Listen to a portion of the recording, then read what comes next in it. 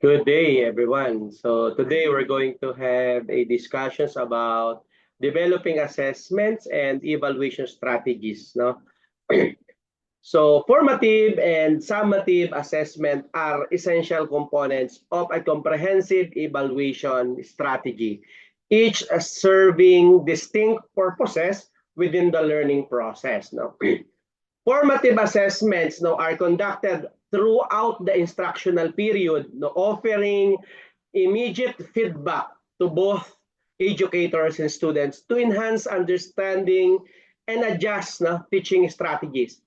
In contrast, summative naman is summative assessments occur at the end of an instructional unit or course to evaluate students' overall achievement of learning objectives. So, by combining this assessment, educators gain a clearer picture of student progress and can provide targeted support where needed. Effective evaluation techniques required selecting the right tools to measure learning outcomes accurately.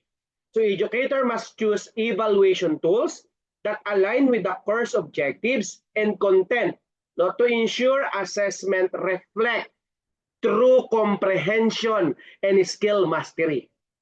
Techniques such as observation, portfolios, self-assessment, and peer assessments can reveal students' strengths and areas for improvement. Each tool has unique strengths. For instance, portfolio showcase progress over time, while observation allow for real-time assessment of skills. Selecting appropriate techniques can help create a balanced, fair evaluation approach. To give us more details about the topic, let us all welcome our presenter this evening. Go ahead.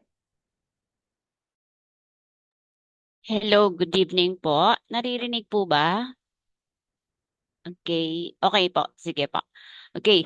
Now, this evening po, we're going to discuss the developing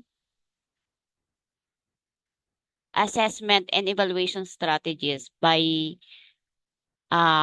Tess Punsalan po.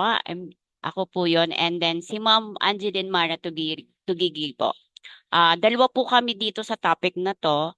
I'm the one until po dun sa formative, and then sa summative po and creating rubrics ay si Ma'am Angie po yung ating um, reporter. Now, for the intended learning objective po namin for today is to explain how to develop formative and summative assessment using the 12 principle of assessment. We have to distinguish clearly between the assessment, evaluation, measurement, and test, and to state the purpose of assessment, evaluation, and give some techniques and strategies of assessment, and also give some example po nung ating formative and summative test. Okay, and by using the Bloom's taxonomy of educational objectives, pwede rin po namin yung ma-share kung paano po kini-create yung ating rubrics. Ayan po.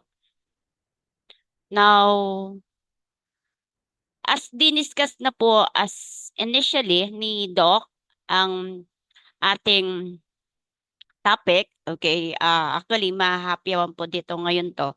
And then, last time po, diniscuss ni Sir, ni Doc yung ating curriculum planning. And one of the most important key points po natin is yung assessment and evaluation po bago tayong mag-ano din po ng ating curriculum.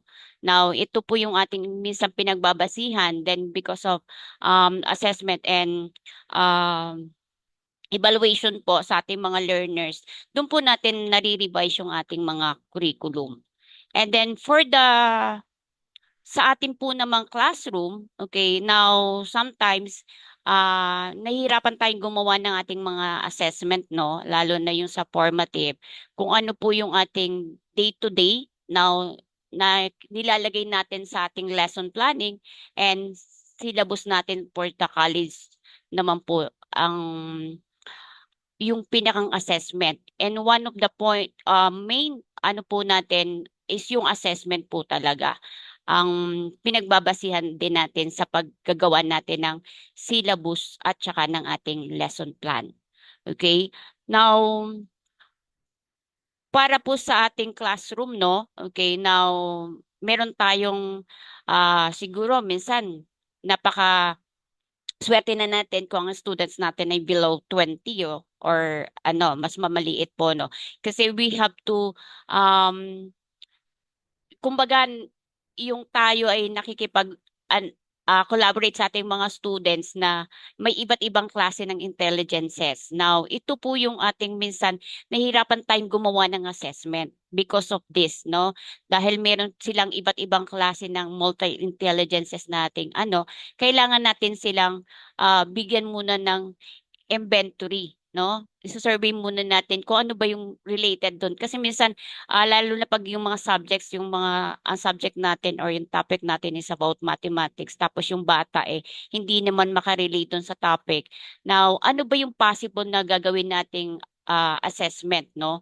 Para ma-cater din niya yung ating tinuturo or ma-adapt pa or makuha natin kung ano po yung ating sinasabi sa klase by means of different assessment techniques na pwede sa bata by means of kung ano yung po pwede sa kanya in terms of kung ano yung kanyang multi-intelligences na ito. Okay?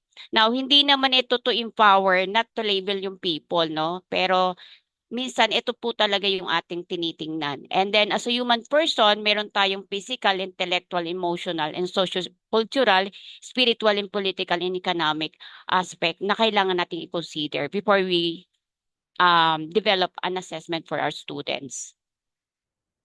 Now, for activity 1, ito po sa atin, no, pwede nating, as minsan pa nagtuturo tayo, nagde-demonstrate muna tayo ng parang motivation po sa ating mga students, okay? Like for example, ito, pwede naman po tayong sumali, no? Yung mga classmate ko na nandyan po, good evening po sa inyo. Medyo maulan po, no? And then, demonstrate your understanding of the following concept by matching the definition with the appropriate concept. Check your answer with your partner kung sa face-to-face po, pwede natin gawin to and explain why you believe your answer correct. Now, we have the concept, okay, introduction, learning, and then assessment, and evaluation. And then pwede tayong mag-come up ng ating different definition para ma-motivate natin yung ating students as start po ng ating klase. Ito po yung ating ginagawa mismo as initial assessment natin sa ating estudyante, no? And then letter A is change within a student that is brought about instruction. B, judging the merit, value, or desirability of the measure performance, structuring situation in ways that help student change through learning, and letter D, collecting information about the quality or quantity of change in a student group, teacher, or administrator. Now, sa tingin niyo po, ano po ba yung ating possible na sagot dito? Okay, pwede naman po kayong mag-share through your chat. Okay, ano po yung sagot natin sa 1, 2, 3, 4. Ayan, as initial assessment po natin sa inyo. Kung kayo po yung student ko.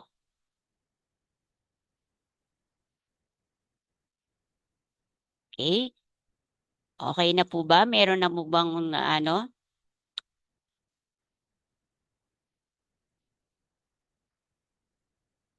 Then, after po nito, pag nabigay natin sa students, pwede po na nating ilagay yung ating answer. Ayan.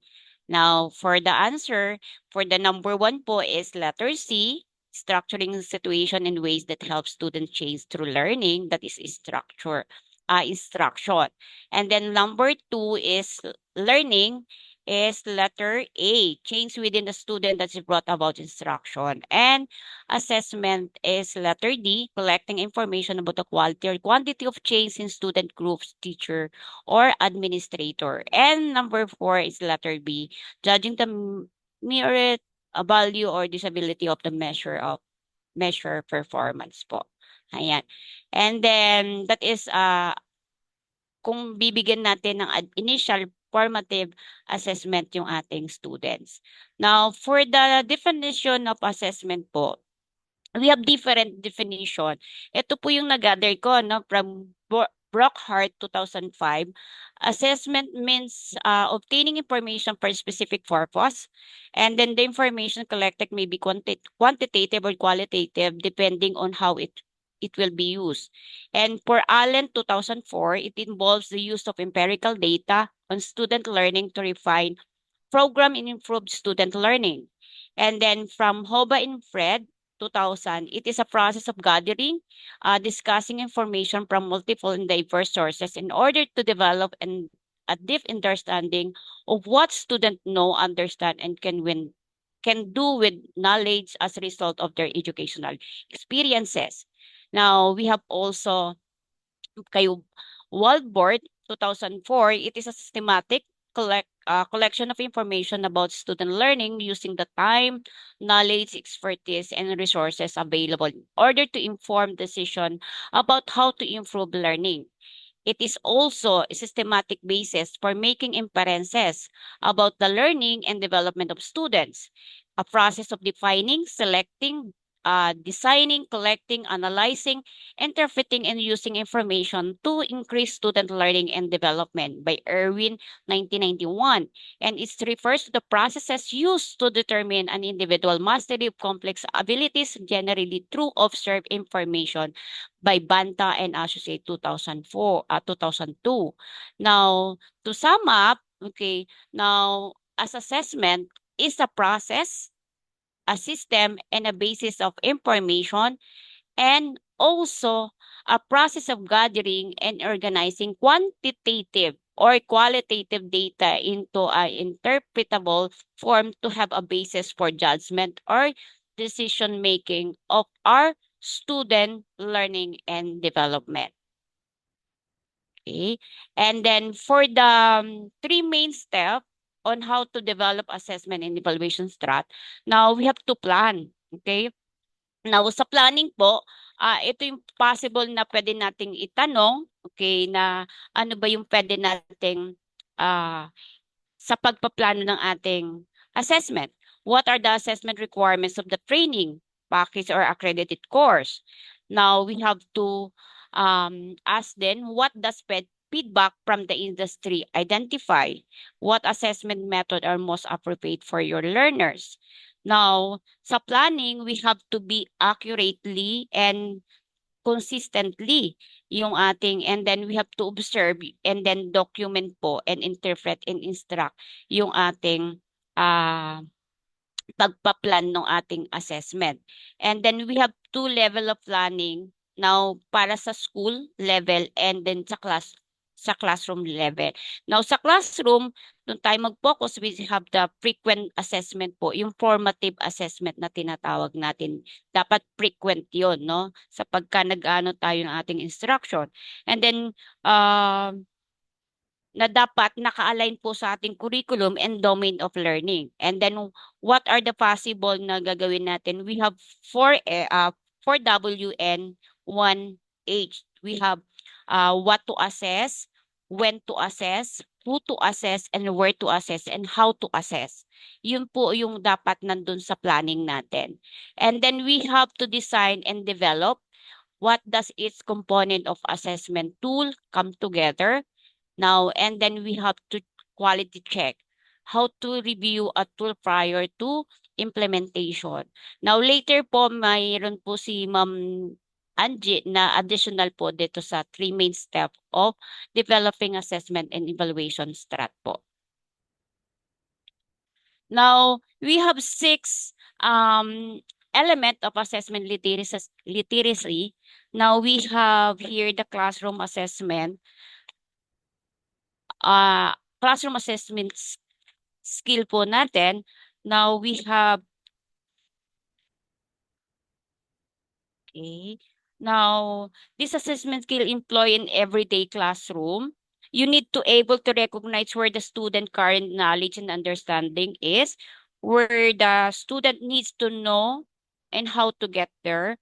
you should to develop a mental map of your subject where to its concept you understand what has come to before prior to the knowledge required, and where it will be lead future application development of the concept.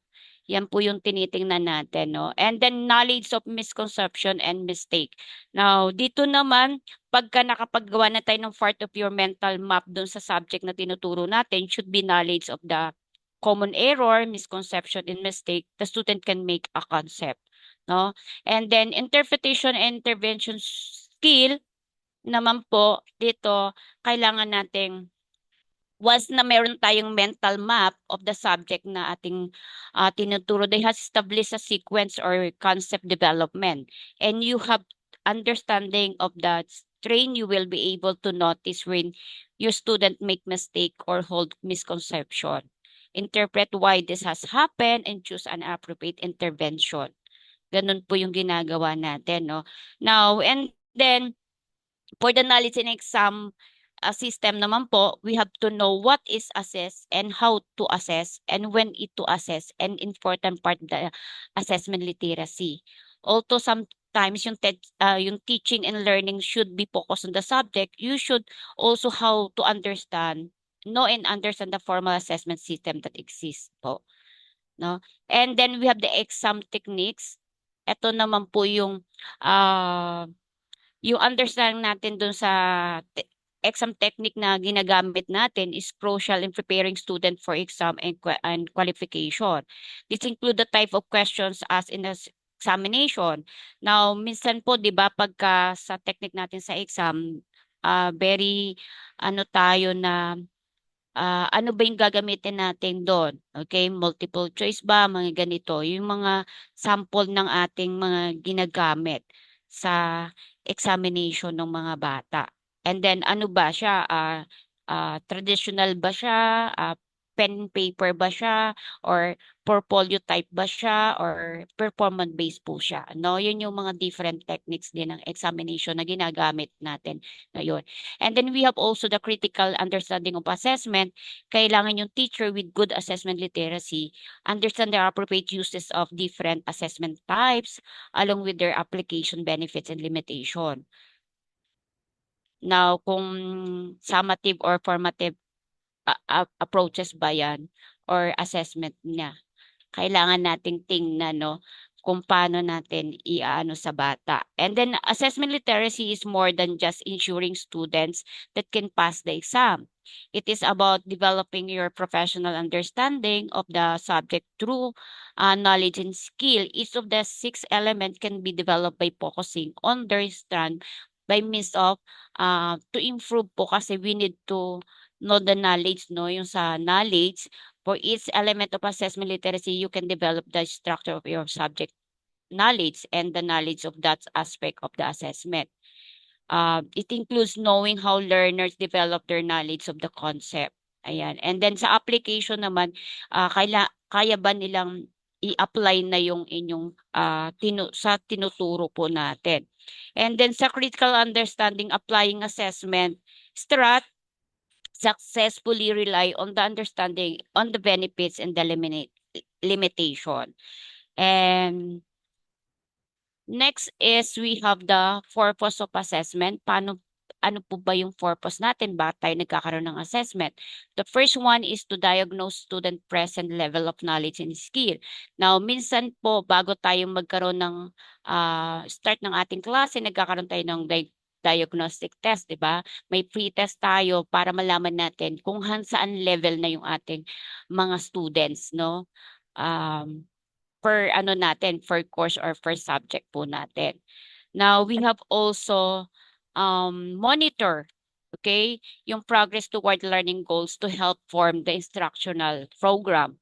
Now, yun na po yung formative assessment na ginagawa natin. Every day, merong day-to-day natin, chine-check natin kung natututo ba yung students natin o hindi. And then provide data to judge and final level of learning, of student learning.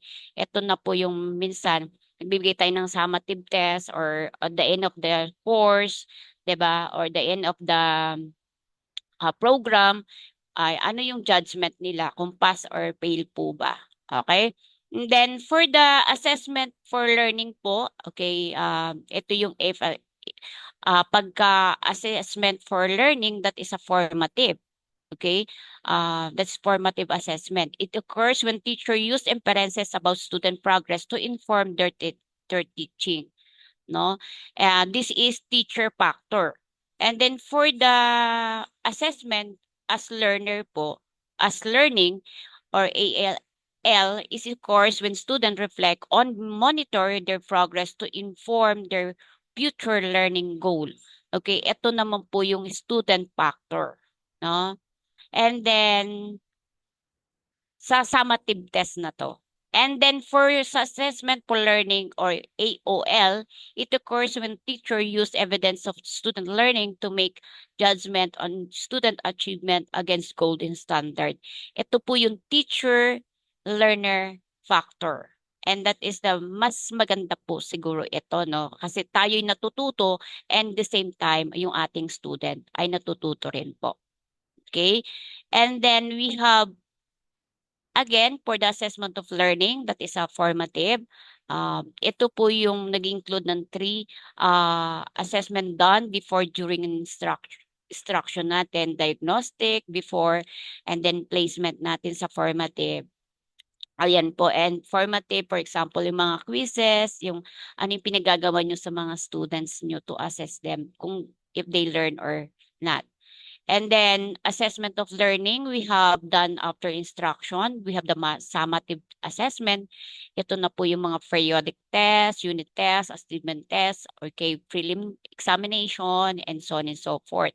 And then we have also the assessment as learning. We have done for teacher to understand and perform well their role as for or of learning. It requires teacher to undergo training on how to assess learning and be equipped with necessary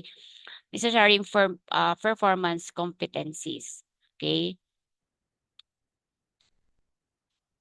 And then for the evaluation, what is evaluation naman po? It is a process of making a judgment about student performance.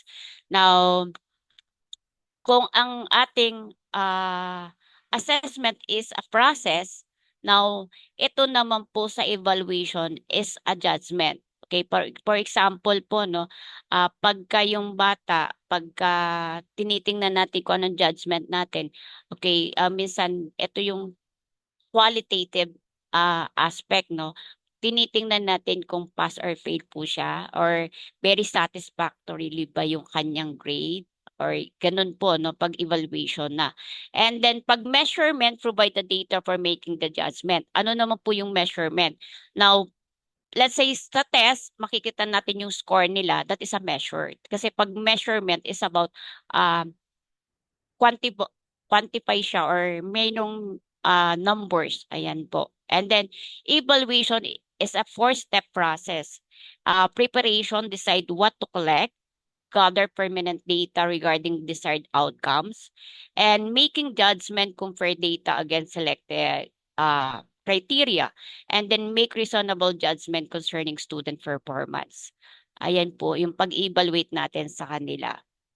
Now, and then for the measurement, it refers to the set of procedure and principle for how to use and procedure in educational test and assessment. Ayan, nakikita natin kung ano na yung ano nila, basis nila as let's say number, ayan, sa test. And then we have direct measures. It requires students to demonstrate their knowledge and skill. They provide tangible, visible, and self-explanatory evidence of what students have or have not learned as a result of course, program, or activity. No? Diyan na po yung tinatawag nating may number na, may numero na. Doon natin sila mini-measure. And indirect measure is a measure of opinion or thought about student own knowledge, skill, attitude, and learning competence. Experiences naman po. Now, for the method of evaluation, now, ito yung sometimes na ginagamit natin. Criteria reference evaluation, they are made by adopting a fixed set of standards and judging the achievement of each students against this standard. criterion, reference grading po, ito po, yung let's say yung grade niya is A, B, C, D, F. And then what is the percentage correct? Now 95 to 100, that is letter A. B is 85 to 94. C is 75 to 84. And D is 65 to 74. Or yung F niya is less than 64. And then for criterion reference is the subject center or pro teacher siya. Now, for the norm reference evaluation, uses the achievement of other students as frame of reference for judging the performance of an individual. Now, naka-group siya, group center of pro students. Like for example, ito, yung grading nila. Grading on a curve or minsan inaano natin sa normal curve. Okay. Now, we have the characteristic, we have the 15% receive A's. Ganon. Compare student performance to each other. And then 20 receive B's. Now, create competition among students. And then 30 receive as CS, as C's. Okay, letter C rather. Assume distribution of test score is a normal curve. And then 20 receive as D's. Teacher-made tests are not designed to give normal. Baliktad pa yung spelling ko distribution, and then 15 receive F. Class size are typically too small to expect a normal distribution. Ayan po yung the difference between the criteria and norm reference evaluation. Now, for the testing, okay, ito din po yung ginagamit natin no, to test our students kung natututo o hindi. This is a method of to determine a student ability to complete certain tasks or demonstrate mastery of skill or knowledge of content. And then test is an instrument designed to measure any characteristic, quality, ability, knowledge, or skill. And then comprises of items in the area it is designed to measure. And then sometimes yung traditional assessment natin, yung usual natin ginagamit, yung use of pen and paper objective test. Now, we have also alternative assessment, the use of method rather than pen and paper objective tests. For example, performance tests, project, portfolios, journals, ayan po. And then we have authentic assessment. The use of assessment methods that stimulate true-to-life situations. This could be objective tests that reflect real-life situations or alternative methods that are parallel to what we experience in real life. Ayan po yung mga ginagamit natin minsan as our test for our students. Now, this is very important po yung learning outcomes. Now, sa syllabus natin or the curriculum guide natin, makikita natin yung learning outcome. Now, sa college nga, bago ka mag-come up ng iyong syllabus, meron kang program outcome, di ba? Kasi yun yun sa CMO ng CHED. Program outcome, meron kang course outcome, meron kang student outcome. Ayan, these are the statement that describe the knowledge or skills should acquire by the end of particular assignment, class, course, or program. Okay? And then we have also the learning objectives. These are the brief statement that describe what student will be expected to learn by the end of the school year, course, unit, lesson, project, or the class period. Okay? Now, yan po yung ating nakikita sa ating mga lesson plan. We have, and then bago tayo din mag-lesson, minsan we have to specify ano yung mga learning objectives natin for today for our topic or for our course. Ayan po. And then learning objective, okay? And then we have instructional activities na gagamitin natin and then assessment. And then assessment and learning objective. Ito po yung pinaka ano niya. Kanyang flow. And then we have also the process of assessment. Okay, we set learning goal. Student are committed to achieve. Ano ba yung mga learning goals natin or an objective natin? And then decide on procedure. And then, pag na-decide natin yung procedure na gagamitin natin for our assessment, we have to collect and analyze the data. Okay, it's either diagnostic, formative, or summative. And then afterwards, we have to record and communicate the result or the feedback for our students. O, ito na po yung inyong Okay, need mong mag-aral pa, and then another set of goal uli para sa ating students, para dito rin natin nalalaman kung ah, need nating baguhin yung ating mga teaching strat or teaching method, depende dun sa ating mga assessment na binibigay sa kanila. And then we have also yung continuous improvement ng assessment cycle, no? Now, we have the student learning outcome. Okay, nilalagay natin yan, expected outcome of the course and program level. And then, next is curriculum mapping, no? Even sa basic ed, di ba, may curriculum mapping. And then also dun sa college, identify where in the curriculum student learning outcome are achieved. And then assessment planning tayo, describing how when the students demonstrate their achievement of the learning outcomes, what assessment measure tool will be used to measure the achievement of these outcomes. And then curriculum implementation. Ayan, kasi 'di ba yung mga bago nare-revise yung ating mga curriculum, like for example si K to 12, 'di ba, nagkaroon uli ng revision for the matatag. Now, I think dito minsan yung mga assessment natin, yung mga international na assessment natin para sa mga students natin, nakukuha yung katulad sa PISA, mga gano'n. Assessment din po kasi yun, 'di ba, na tinitingnan natin yung mga students natin kung hanggang saan na yung kanilang level ng learning growth and development nila. Ayan. And then babaguhin ba natin yung ating curriculum o hindi? Because of assessment and evaluation, dito tayo nagpo-focus, and then magkakaroon ba ng revision and then implementation din ng ating curriculum. Nagko-collect tayo ng data for the outcomes ng ating assessment. And then analyze data, interpret result. After the data collection and analysis, review and reflect on the result. What are your conclusion based on the result of the evaluation? Now, satisfactorily ba yan? Very ba yan? Or excellent ba yan? Or fail or pass po ba? And then modify curriculum. How will you use the result to make changes in the curriculum to enhance the course or program? And then again, learning objective uli. Learning outcome uli ng students. Ayan. And then, why assist learning naman po, no? Kasi it provides a diagnostic feedback. Okay, ito yung mga possible na questions na pwede natin sa pagkakrap din natin ng ating assessment. Now, what is the student knowledge base? What is the student's performance base? What are the student needs and what has to be taught? And then, it helps educators set standards. Now, ito yung mga possible questions. What performance demonstrate understanding? What performance demonstrate knowledge and mastery? And then we have also to relate to student progress.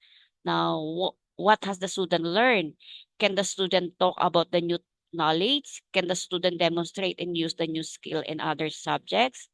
Or it evaluates progress. And then, how is student doing? What teaching methods or approaches are most effective? And then what changes or modification to a lesson are needed to help the students? And it motivates performance for them. And then not only for the students, but also as a teacher sa atin. Now, for student evaluation, now that I'm in charge of my learning, how am I doing? No? Now that I know how I'm doing, how can I do better? What else would I like to learn? Ayan. Nagpa-progress na po sila. And then for the teacher evaluation naman, what is working for the students? What can I do to help the students more? And what direction should we go next? Ayan po. Yan yung bakit tayo nagkakaroon ng assessment. Now, for the principle of assessment method use should be valid, reliable, and consistent. Require attention to outcomes and processes, work best when it's ongoing rather than episodic, and for improved performance involve feedback and reflection. Now, for the good assessment po, provide useful information to report incredibly to parents on student achievement. Yan yung mga kinukuha ng mga ating mga magulang, yung mga card na, no, tinitingnan nila kung nag-improve o hindi yung kanilang mga anak. And then primary purpose of assessment is to improve student performance. And then good assessment bar requires a variety of measures. It should be based on understanding of how student learn. And then it requires clarity of purpose, goal, standards, and criteria. Should be an integral component of course design and not something to add afterwards.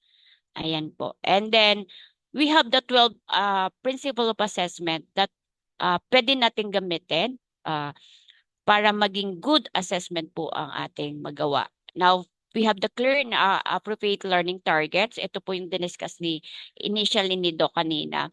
We have learning targets should be clearly stated, specific, and center on what is truly important. It includes knowledge, reasoning, skill, product, and effective and disposition. Now, be specific tayo, measurable siya or tinatawag nating SMART, attainable, realistic, time-bounded po yung ating assessment. And then we have also A, B, C, D, and that is audience, yung mga students natin, yung behavior, condition, and degree. And then, of course, inaano din natin yung yung clear pa sa ating mga students, yung kung ang age and grade level niyan, kung ano po yung ginagamit nating language, use, and vocabulary. Kasi minsan baka mamaya hindi kaya ng students natin na yung ginagamit nating mga language doon sa ating assessment. And then objective and test length. Dapat po, let's for example, sa test length natin, pag naggumawa tayo ng assessment natin, kaya po bang sagutan ng bata ito ng ganito? Okay? Ganitong time period lang. Baka naman nagbigay ka ng test ng assessment mo kahit tayo minsan tayo mga teacher, hindi natin kayang ano yung ganong length ng time, no? Ayan. Kaya may target po tayo na pwede natin gawin na at the end of the 1 hour session, yung 80% ng student natin will be able to identify the different part of speech. For example, yan yung ating pinakang learning target natin sa ating mga students na dapat 80 to 100% ng students natin ay natuto po. Ganon. And then we have another appropriate methods. Ano po ba yung dapat nating gawing, ano yung pwedeng methods natin gamitin para sa ating mga student? We have objective supply, short answer ba yan, completion test. Now we have objective selection ba, multiple choice, matching type, true or false, ayan. And then we have essay, no? Sa essay naman, restricted ka or response extended. Now, pwede naman natin ilagay minsan sa essay natin, how many words lang yung limited, di ba? Na inilalagay natin. Kasi minsan, ang dami-dami na nakasulat, wala naman sense din yung nilalagay ng ating mga students. And then performance-based presentation, paper project, demonstration, exhibit, and portfolio. Ayan. And then we have also oral questions, oral communication, conference, interview, ayan. And then we have the observation, pagka yung mga experiment, informal or formal ba siya. And then self-report, pwedeng attitude survey, sociometric devices, questionnaires, inventories. Yan po yung pwede nating mga method na pwede nating paggamit sa mga students. And then what are the modes of assessment? Pwedeng traditional siya. Now, paper and pen test used in assessing knowledge and thinking skill, no? And then, for example, ng traditional is standardized and teacher-made test. Now, ang advantage po nito, scoring is objective. Administration is easy because student can take the test at the same time. And madali lang pong i-administer itong paper and pen. Pero, ito na yung disadvantage niya. Pag as a teacher, medyo yung preparation natin, time consuming. Lalo na pagka gumagawa tayo ng mga multiple choice, di ba? Sa mga test naman. Now, ang haba-haba, no? Kailangan natin ilagay na yung tamang sagot. And then front to guessing and cheating. Ayan po yung disadvantage ng traditional na pen and paper. Now, we have another is performance description naman is a mode of assessment that require actual demonstration of skill or creation of project of learning. Now, for example, is practical tests, oral tests, and projects. Now, we have advantages nito. Preparation of the instrument is really easy, and then measure behavior that cannot be deceived, and performance disadvantage niya ay scoring tends to be subjective without rubrics. Now, kailangan lagi tayo may rubrics pagka performance-based yung ating mode of assessment. Administration is time-consuming. Later po, makikita nyo kung paano po gumawa ng rubrics. Now, we have also mode of assessment, portfolio naman. Okay, eto yun ngayon medyo in sa mga sa college student, portfolio natin yung mga students natin. And that is a process of gathering multiple indicator of student progress to support course goal in dynamic, ongoing, and collaborative process. And then we have also an example, working portfolio, show portfolio, documentary portfolios, and assessment portfolio, and evaluation portfolio. And advantages nito, measure students' growth and development, intelligence pair. And of course, ang disadvantages naman is development is time consuming, rating tends to be subjective without rubrics. Ayan. Now, for the balance, okay, another principle of assessment na need nating ilagay sa kung dapat balance yung ating assessment. A balanced assessment set targets in all domain of learning or domain of intelligence. Now, meron tayong domain of learning by means of taxonomy ni Bloom's, di ba? A balanced assessment makes use of both traditional and alternative assessment. Now, we have domain of learning, dapat yung knowledge ba yung sa cognitive, affective, and psychomotor, no? Kaya pag gumagawa tayo ng TOS din sa ating mga tests or examination, dapat ito kasama ito, yung ating mga cognitive, affective, and psychomotor. Then domains of intelligence, verbal, linguistic, logical, mathematical, and then bodily, kinesthetic, and visual and spatial, or musical, rhythmic, personal, social, intrapersonal, introspection, physical, word, natural, existential, and spiritual. Now, dito mo makikita, no, multi-intelligences po kasi. No? And then, kailangan nating ilagay yung mga different verb na ginagamit natin sa domain of learning, no? Para naman, kasi yung ibang bata, hindi talaga nila kaya yung minsan yung pinagagawa natin. In other way naman nila nagagawa. Ganun po. Now, ito po yung Bloom's taxonomy. Okay? Bloom's higher order thinking framework. Now, can you remember that is you're going to use the knowledge. Now, ito yung mga possible na mga verb na pwede natin gamitin. Define, level, ganun. And then we have also recall of information. Now, we have comprehension. Now, can you understand? Now, classify, describe, yan yung mga verb na pwede natin gamitin. Or interpret information in our own word. And then we have application. Now, we have can you use it, apply knowledge or generalization to new situation?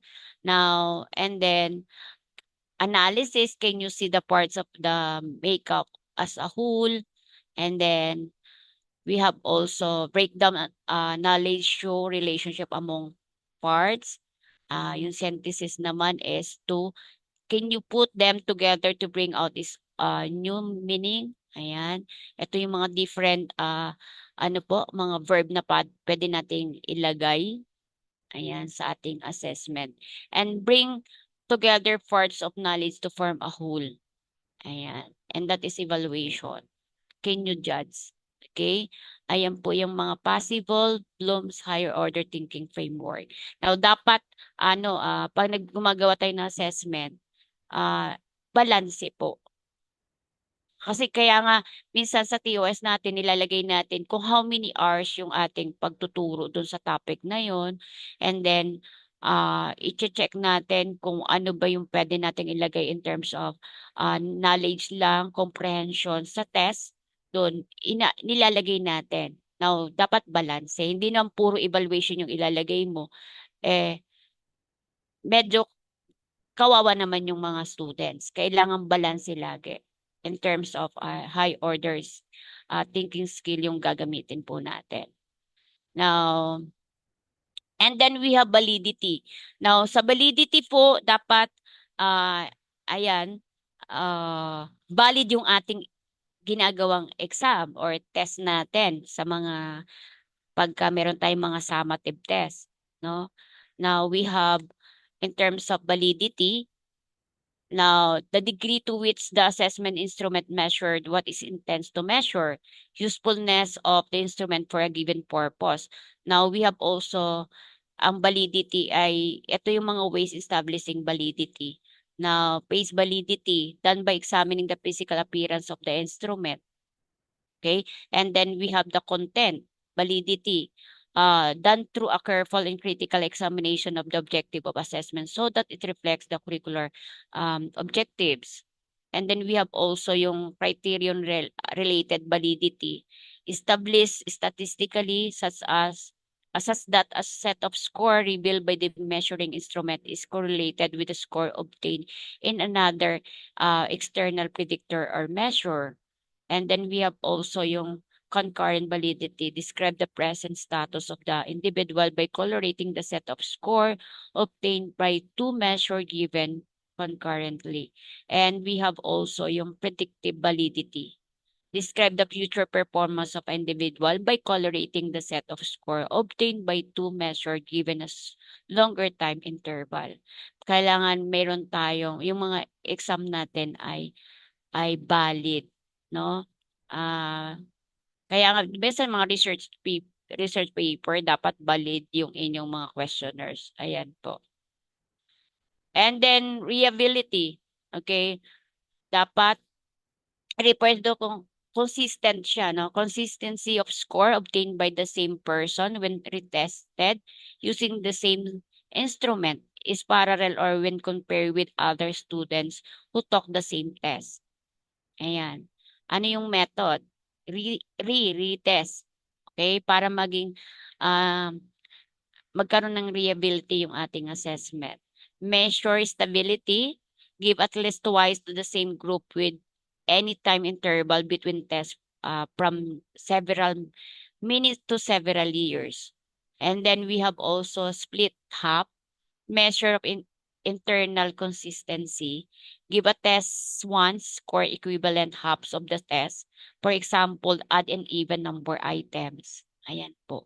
And then, Coulter-Richardson, measure of internal consistency.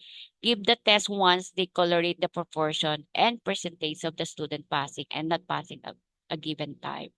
About sa passing naman. And then for the equivalent forms, measure of equivalence, give parallel forms of tests with close time interval between forms. And retest with equivalent form. Measure of stability and equivalence, give parallel forms of tests with increased time interval between forms. Ayan yung mga different methods po. Now, we have also fairness. Dapat yung ating assessment ay may fairness. Now, a fairness assessment provides all students with an equal opportunity to demonstrate achievement. The key to fairness are as follows. Students have knowledge of learning target and assessment. Ayan, dapat naintindihan ba nila, no? Na ito yung target at saka yung ano. And then, we have the given opportunity to learn. And then process the prerequisite knowledge and skill. And students are free from teacher stereotypes. Ayan, yung mga mean teacher. And then we have students are free from bias assessment task and procedure. Dapat po kasi naiintindihan nila. Then pagka din sa mga instructions and directions natin sa mga test natin or sa mga assessment natin, dapat clear po sa bata. Ayan po. Hindi sila nawiwindang, no? Hindi nila naiintindihan kung ano yung ating mga instructions. Now, we have also practicality and efficiency. Now, the information obtained should be worth the resources and time required to obtain. Okay? And then factor to be considered, we have teacher familiarity with the method.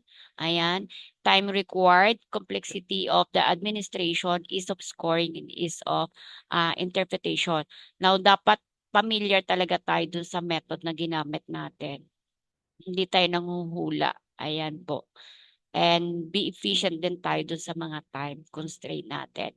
And then we have also continuity, okay, the coherence. Now, dapat assessment take place in all phases of instruction before, during, and after. Ayan, may continuous learning growth yung bata. And then we have criteria. Sa authentic naman, ito, number 9 is authenticity. Dapat authentic yung ating mga assessment. Meaningful performance task, clear standard and public criteria, quality product and performance. And then we have positive interaction between the assessee and assessor. Emphasis on metacognition and self-evaluation and learning that transfer. And then ito yung criteria ng authentic achievement, discipline inquiry, integration of knowledge, and value beyond evaluation.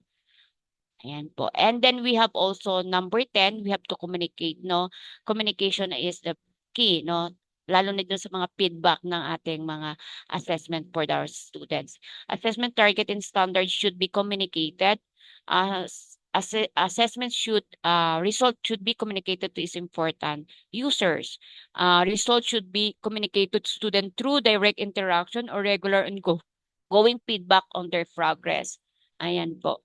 Nasasabi natin, binabalik natin yung mga papers, sinasabi natin kung need pa nila talaga mag-aral, and then pagka maganda naman yung kanilang feedback, we have to reward naman natin, bigyan natin ng mga magagandang words galing sa mga teachers. Ayan. And then assessment should have a positive consequence to students. Ayan po yung pang 11. It should be motivate them to learn. Ayan. Assessment should have a positive consequences on teachers. It should help them improve the effectiveness of their instruction. And then last po is ethics. Now, sa exam or sa assessment natin, dapat hindi po foul sa ating mga students. Teachers should free the students from harmful consequences or misuse or overuse of various assessment procedure.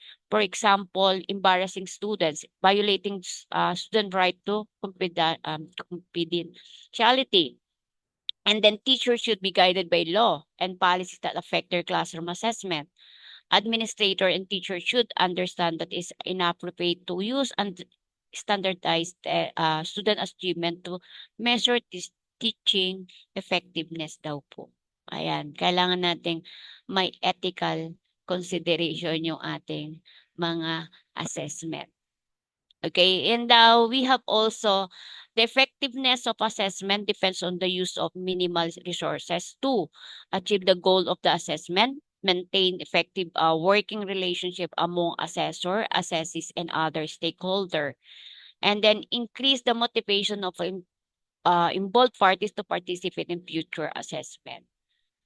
And then meaningful assessment naman, we have to plan, conduct, manage meaningful assessment. Need to answer the following question. What student performance may be assessed? Assessment procedure may be used. What is the purpose of the assessment? What is the focus of the assessment? In what setting will be the assessment be conducted? And who are the stakeholder in the assessment? And what evaluation procedure should be used? Ayan po ang mga to get the meaningful assessment. Now, for the student assessment ito po yung mga some common indices of student learning. Dapat yung mga bata, academic learning, ayan, na-achieve ba nila yan? Marunong ba silang mag-reason out, reasoning, skill and competencies, yung na-apply na ba nila in real life situation? And then yung attitude, then yung sa attitude po yung mga values, di ba? Nilalagay natin, no, sa ating mga yung mga values integration, and then work habit. Ayan. And then assessment procedure, we have the goal setting conferences, standardized tests, teacher-made tests, quizzes, exams, written composition, oral. Ito po yung mga different, pwede nating i-ano po as other mga procedural assessment. And then for the how to consider a good assessment, we have meron tayong dapat characteristic ng good assessment. Valid ba siya? Meron ba siyang reliability? Meron pa fairness ba siya? Student engagement and motivated ba yung mga students natin dito? Conceptual relevance? Naka-standardize ba siya? May practicality ba siya? Ayan po. And then, value of good assessment, we have the better assessment, better teaching, better learning, and greater confidence, and then greater student outcomes and better opportunities in life.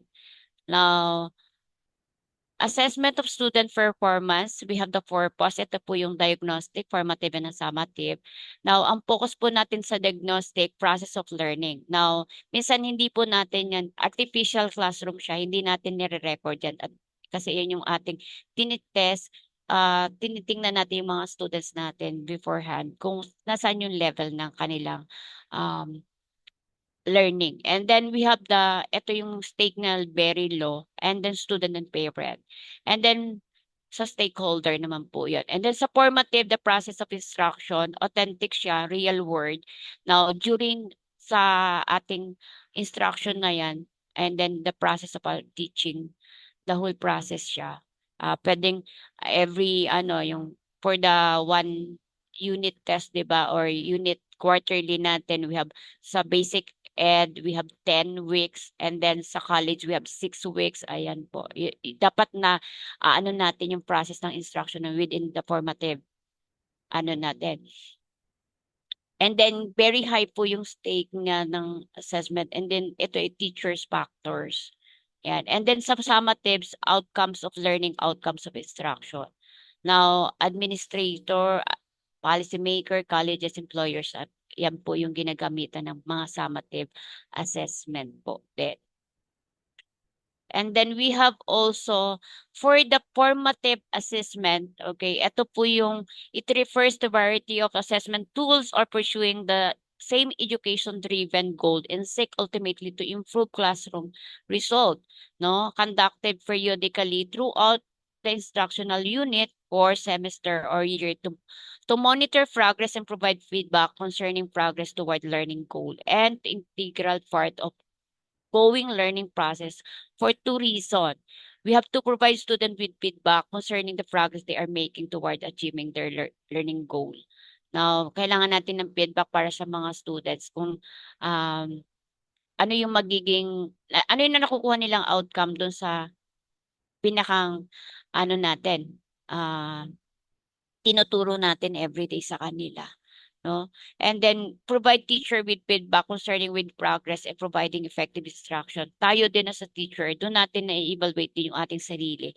Kung sa pagtuturo ba natin yung mga teaching strat natin or kung paano natin yung ginagawa natin yung mga different methods natin sa assessment, natututo ba yung ating mga estudyante o hindi? Ayan. Formative evaluation are used to evaluate either the students or are not ito daw formative evaluation is not for the student and teacher para ma-evaluate lang yung estudyante o yung teacher. Kailangan lang natin yung pinakang feedback natin dito kung natututo yung student natin dun sa kung paano tayo the way natin ituro yung ating mga course or yung mga subjects para sa mga students, yung mga topics, yung mga content natin na tinuturo sa kanila. And then we have the formative assessment before the lesson, during the lesson, after the lesson. Ayan. Now, maraming different formative assessment na pwede natin gawin. And then, for the classroom assessment, may individual assessment tayo, may collaborative assessment tayo, na yung mga grouping natin, di ba? And then individual. Now, we have also, the key characteristic of formative assessment is that learning will take before and after the assessment. Now, ang assessment natin is to design to help students by stay on track. Now, pivot if they are off track. Now, deepen their knowledge based on the assessment of what they currently know. Receive feedback on their progress. And then, the same with the teachers, ito din yung nakakatulong sa atin, change their teaching strategies based on the student needs. Ayan, kasi di ba iba-iba naman yung ano din ang atin ng mga students. And then assist students' current knowledge to inform future instruction. And then reflect on their own teaching practice for continual improvement.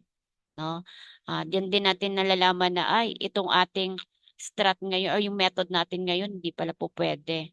No? Kasi ganun yung nagiging output ng assessment natin sa students. Hindi nila nakukuha. Okay? And then balik tayo bago na naman tayo ng strat. Ayan. And then, ito yung mga sample formative assessment natin, yan, recitation, and then we have mga different, meron akong 75 formative assessment dito na pwede niyong gamitin po, no? And then we have also, what is the main purpose of formative assessment for students? Ayan, to give final grade at the end of the course, to help students understand what they need to improve, to pass or fail student based on their knowledge, to memorize information for tests, and how does informative assessment benefit teachers? Ito naman po, it allows teacher to give less homework, no? 'Di ba? Wala tayong homework kasi pinagawa na natin yung assessment agad. And then it provide insight into student understanding to tailor future lessons, no? And then it reduce the needs for teaching different topics. Ayan. And then enable teacher to focus only in high-performing students, no? Ito yung mga sample assessment test na pinagawa ko sa mga students ko po. Ayan. Physics po yung tinuturo ko. Ayan, nag-experiment sila. That is one way of my formative assessment sa kanila. And then, ito po, college students po yan. Sa math po yan. No? Mathematics in the modern world. Now, actual po nilang ginagawa. Okay, may mga sample po. Ayan, mga pinagawa ko yung mga patterns or kung paano nila ginagawa by means of different mga coins or mats. Ayan. And then we have also ito, sa physics din naman po, ng mga senior high school. Now that is paggamit ng mga different science equipment and sa optics naman po yan. Now, we have here the 75 formative assessment examples. Ito po siya. Ayan. Now, hindi ko na po isa-isahin basahin. Okay, ito po yung mga sample na pwede po nating gamitin. Okay. Now, ito, pwede nyo na lang din pong i-ano sa i-Google kung ano po yung mga pwede nating gawing mga instruction po dito. Ayan po, yung mga sample po, no?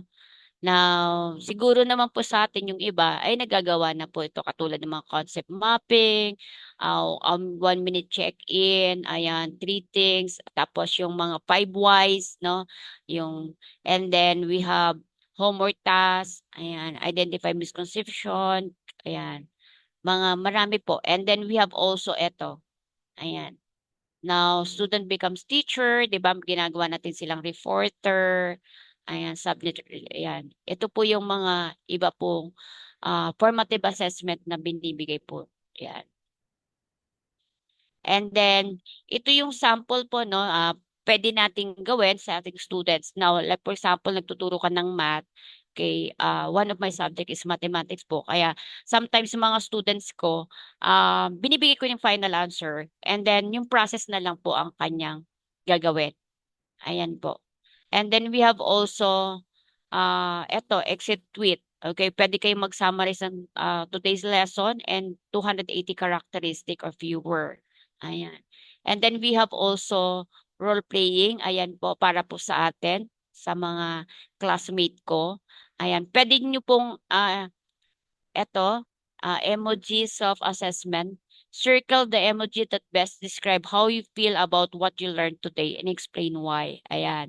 And then one of the most effective formative assessment example in this guide is the emoji self-assessment. At the end of the lesson, pwede natin itong gawin sa ating mga students with not only give students a chance to self-assess, but it will also let teacher know when teacher are feeling confident, frustrated, future, and use or bored. Ayan po. Now, pwede nyo yung maano kung ano yung po yung inyong mga um, self-assessment sa lesson po natin for today. And then we have also make a prediction pagka at the end then pwede nyo gamitin ano naman yung susunod na magiging klase. Like for example, ang susunod sa akin is si Ma'am Angie. Ayan, pwede niya nang ilabigay kung ano yon. And then to sum up po, okay, we have planning how learning occurs, criteria. Now, based on the program of studies and learning outcomes natin, ito po siya, no? And then how will you collect, provide evidence of learning? Ito po yung mga different purposes, demonstrates of learning. And then activities will able to student to learn. Tapos how to student demonstrate their learning. Will student receive ongoing formative feedback? And then how will be the next step for learning? Cycle lang po siya. And then how will student receive summative feedback naman po? And how will be the next step in learning? And then program outcome uli natin or learning outcomes natin dito. And then for the next topic naman po about summative, si Ma'am Angie na po ang susunod. Okay? Um, ako na lang po yung okay. Ma'am Angie, Uh, Good evening po everyone. Hello? Hello? Rinig na po ako? Okay po. Good evening po everyone. So I will be discussing naman po summative assessment.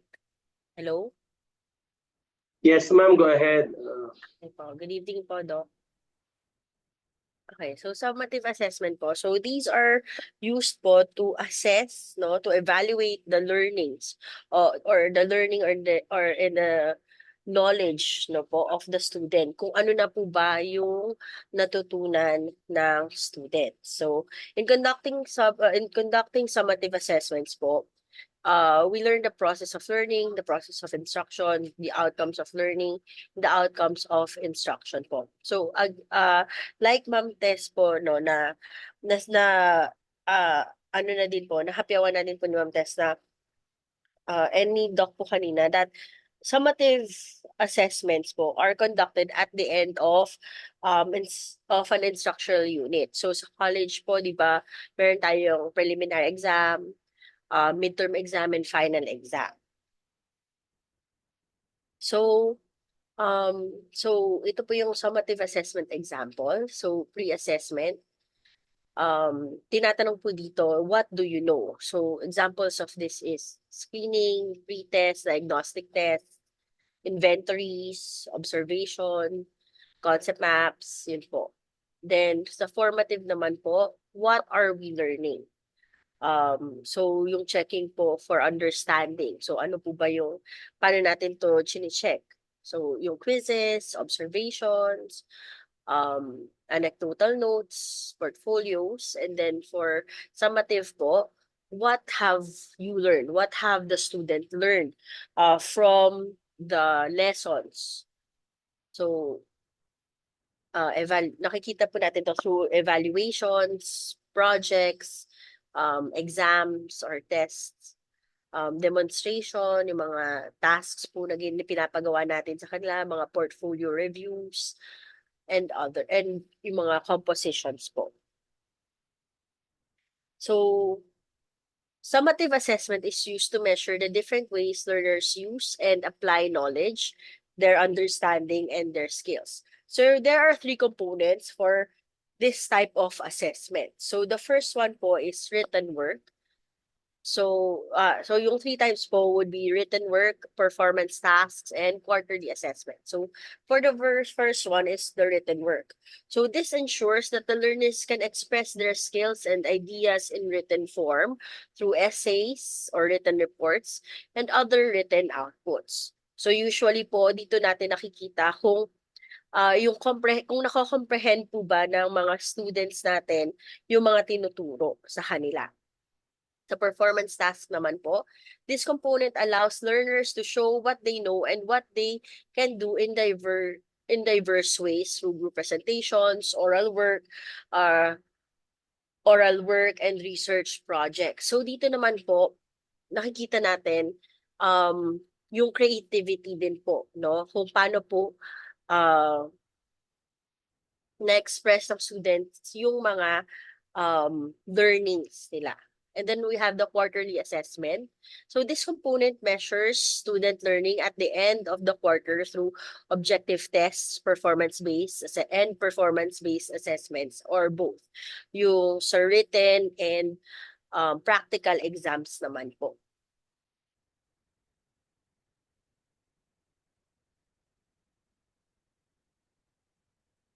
So formative assessment po is low-stake assessments. Why? Because formative assessments of student learning and classroom instruction tend to be low-stake because they are designed and administered by teachers for giving for the purpose of giving students feedback and instructional decisions. So ginagawa po natin to, di ba? For example, every after discussion ng isang topic, nagbibigay tayo um, ng pop quiz or ng scheduled quiz, ng recitation, para lang po malaman natin, mag-gauge natin kung naintindihan po ba ng mga students natin yung naturo natin sa kanila. High stakes assessments naman po, kasi ang summative assessments, because summative assessments determine students' futures, whether teachers receive merit raises, and then merit raises tend to be high stakes. So, for example, college admission test po kasi, di ba, pag sa college admission test, for example po, dito po nalalaman ng student kung ano yung na-retain na knowledge sa kanila. Po. Next po. So, formative assessment is a type of assessment that takes place in the middle of the unit of work, while summative assessment takes place at the end. So, who are the stakeholders po ba in assessments? So, we have students and parents, we have the teachers, we have the administrators, and the policymakers. So, students and parents are stakeholders in assessments because these determine the progress po, no, of the student. It helps diagnose ano ba yung strengths and weaknesses, ano ba yung kailangan natin pagtuunan sa learning ng isang student. No, ano ba yung kanyang strong points and kanyang weak points. And from here po, we can plan, no, how to improve the learnings of the student. Okay? And it enables them to understand ano ba yung expectations ng school from them. Okay? And make informed decisions about college and careers. For teachers naman po, it helps them diagnose the students' strengths and weaknesses. So give feedback to students, determine the students' grades, make grouping decisions, determine effectiveness of instruction and curriculum, and decide how to modify and improve in the instructional program. Kasi from the results po of the summative test, nakikita natin ano yung mga weak points or strong points ng students. Kasi nakikita po natin doon, okay, so ano ba yung mga topics na kailangan pa natin pagtuunan? Kasi doon yung mga for example, doon yung mga questions na medyo walang nakatama, kung ganun po. And then administrators. So it helps monitor effectiveness of the teachers. So monitor effectiveness of the instructional programs, kung nagkakaroon ba ng gap sa tinuturo, identify program strengths and weaknesses, and designate priorities. And then for the policymakers naman po, the what do you call this? Sorry, the results of assessments, no, set standards, help set standards. Na monitor po dito yung quality ng education na nare-receive ng learners, and yung quality po no na nabibigay ng education system. And from there, nakaka-formulate po ng policies about ano yung dapat pagtuunan. Kaya nga po, di ba, nagkakaroon po tayo ng mga pagbabago sa curriculum. Next po. So, the difference between formative and summative evaluation. So, we have the indicators, the goal, the purpose, the relation to instruction, the frequency, and the role. Okay, so for the goal po, the goal of formative assessment is for improvement. While for summative assessment, the goal is to prove what has been learned. For the purpose naman po, it's for formative is to enhance learning. For summative, it's to make judgments about the student's performance. So tinitingnan po natin ano na yung naging performance overall ng student, since at the end po natin binibigay yung summative assessments. Then for relation to instruction, so for formative po, it occurs during instruction, but like after po ng discussion, nagkakaroon tayo ng mga short seat works, ng mga short tasks. And for summative, occurs after instruction po.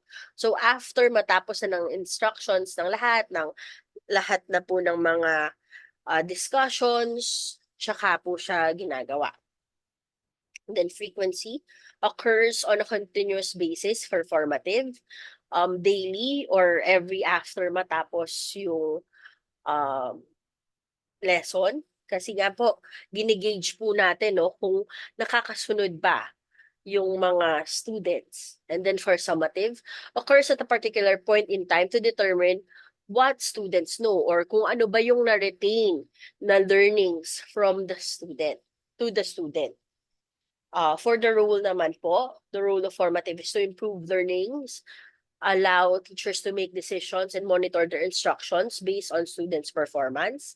For summative, to predict and judge students' performance, give grades, and determine if the content being taught was retained.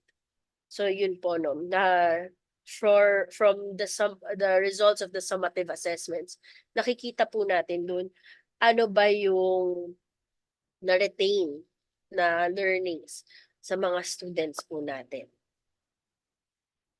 So, when we are creating assessments po, the assessment process is the final stage in confirming a learner has the skill and knowledge to perform an identified task. So, in planning for assessment, your RTO needs to consider how a learner will demonstrate the tasks. So, kung paano po ba nila ma-understand yung task and ano yung magiging performance nila. Know what they need to do to complete the task and why. And demonstrate they have the ability to perform the tasks in different contexts and environments. So we have here step 1, which is planning. So we have here the components and the description. So for the elements po, the essential actions or outcomes which are demonstrated and accessible. So ito po yung ina-assess po, and then performance criteria, the required performance in relevant tasks, roles and skills to demonstrate achievement of the element. The performance evidence specifies the skills to be demonstrated. So nakalagay po dyan, ano ba yung hinahanap natin? The frequency or volume of the product or process. Knowledge evidence specifies what the individual must know in order to safely and effectively perform the work task described in the unit of competency, the type and depth of knowledge required to meet the demands of the unit of competency. And then assessment conditions. This stipulates any mandatory conditions for assessment, specifies the conditions under which the evidence for assessment must be gathered, including any details of required equipment like materials, contingencies, specifications, physical conditions, relationships with team members and supervisor, relationship with client customer and the time frame, specific assessor requirements, including any details related to qualifications, experience and industry currency. So nilalagay, okay po. And then we have types of assessment methods naman po. So when we determine the assessment method we consider, we ask who is your learner cohort? Okay, who will collect the evidence or where will the assessment be conducted? So here is a type of method. So for the direct observation, assessed in real time in the workplace, assessed in a simulated of the job situation that reflects the workplace. For a direct observation naman po, for example, ito po yung sa group works po, mga tasks po na ginagawa natin kasi nakikita natin doon kung paano mag-work yung students natin. Okay po? And then product-based methods, structured assessment activities such as reports, displays, work examples, role plays, and presentations. Yung mga, again, performance tasks din po, yung end result ng performance tasks. Like, for example po, one, for example, art app, yung subject. The product-based methods po would be yung kung papagawin sila ng isang, pagpa-performin po sila ng isang play. So yun yung play mismo, yung i-assess. And then portfolio, so a purposeful collection of work samples of annotated and validated pieces of evidence compiled by the learner. Evidence could include written documents, photographs, videos, or logbook. So dito po ito yung compilation ng lahat ng ginawa ng student. For example, sa isang buong semester. Sa akin po, nagti-teach po kasi ako ng art appreciation. So, ginagawa ko po sa students ko, they have to compile a portfolio na nandun po lahat ng mga works of art nila and ipapasa po nila sa akin yun at the end of the semester. And then questioning, generally more applicable to the assessment of knowledge evidence. Assessment could be written or oral, questioning, conducting interviews, and questionnaires. Questioning, so ito po yung exams po. And then third-party evidence. For more information on using third-party evidence, okay po. So third-party evidence would be, dali lang po.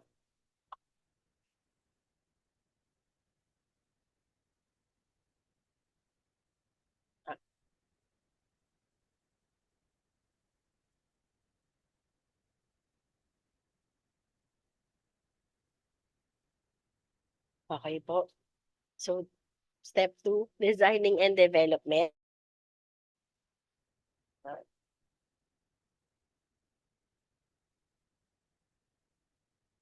Context and conditions of assessment. So an assessment tool po pala, sorry. So an assessment tool comprises a number of components which ensure assessment is conducted in a manner that is fair, flexible, valid, and reliable. So when we make assessment tools po, we have to make sure that, of course, students learn at different paces. So we have to make sure that it is fair for all students po. Na wala siyang, the assessment po does not benefit one learner than the other. So for number 1, context and conditions of assessment. The context and conditions of assessment clarify the target group and purpose of the tool and is recorded in instructions for the assessor. the learner or and any contributing third party. The instruction should be appropriate for the reader. So, yung context and conditions po, ibig sabihin, kailangan clear po yung sa target group or sa students, ano ba yung instructions. Kung ano yung sa instructions po. And then tasks to be administered to the student. The instructions you provide to the student should outline the tasks through which a learner can demonstrate competency. Number 3, an outline evidence to be gathered for the candidate. So if a learner is required to submit evidence, the instructions must be include guidance on ano ba yung hinihingi talaga. So paano isasubmit yung evidence and or paano, for example, ano ba yung hinihingi mo sa project ng teacher? Paano isasubmit yung project? Is it face-to-face? Is it through online ba isasubmit ito? And how to present? Meron bang specific template na kailangan sundin yung student? Number 4, evidence criteria used to judge the quality of performance. So evidence criteria are used by an assessor or the teacher to ensure consistent outcomes when you're checking the evidence or you're checking evidence quality. So judging how well the learner performed according to the standard expected and collating evidence from multiple sources to make an overall judgment. So kailangan when you judge or when you grade the work of a student, kailangan merong standard in which you judge or you grade the student's work. Okay? Administration and recording and reporting requirements. In recording evidence of assessment, assessors or teachers and learners need to be informed of the administration, the recording, and the reporting requirements related to that assessment tool. For example po, again, sa summative assessment, ilang percentage to would this take for of the final grade of the student? So is it 40%? Would it be 50% of the final? Magiging 50% ba to ng total grade ng student or 40% or 30% po? Next. Quality checks. Okay. Further consultation with industry will confirm if the content of the tool is correct and relevant to the workplace. Industry representatives could critique the tool for its clarity, content accuracy, relevance, and appropriateness of language for the learners. So reviewing the tool with other trainers and assessors who may not be industry expert, but who have current skills and knowledge in vocational training, learning and assessment, including competency-based training and assessment, can check whether the tools will address assessment required of the training package or accredited course of the level of difficulty is appropriate to the unit module.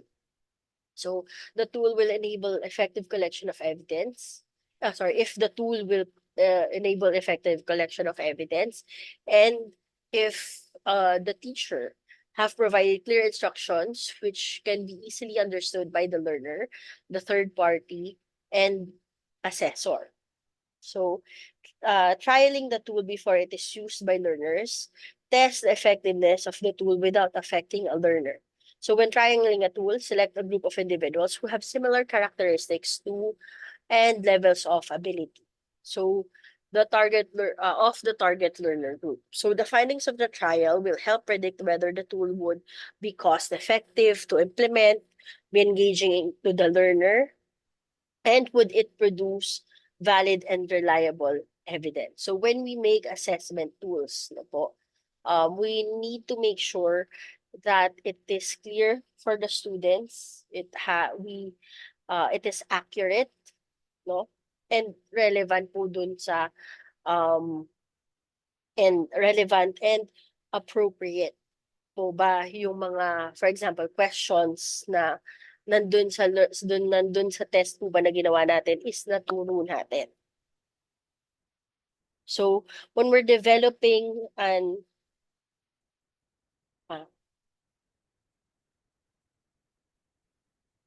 pen and paper test na po tayo. So, the purpose and use or the usage of pen and paper test is it has instructional uses, guidance uses, and administrative uses. It's classified as a standardized test, no? It's an ability test and aptitude test.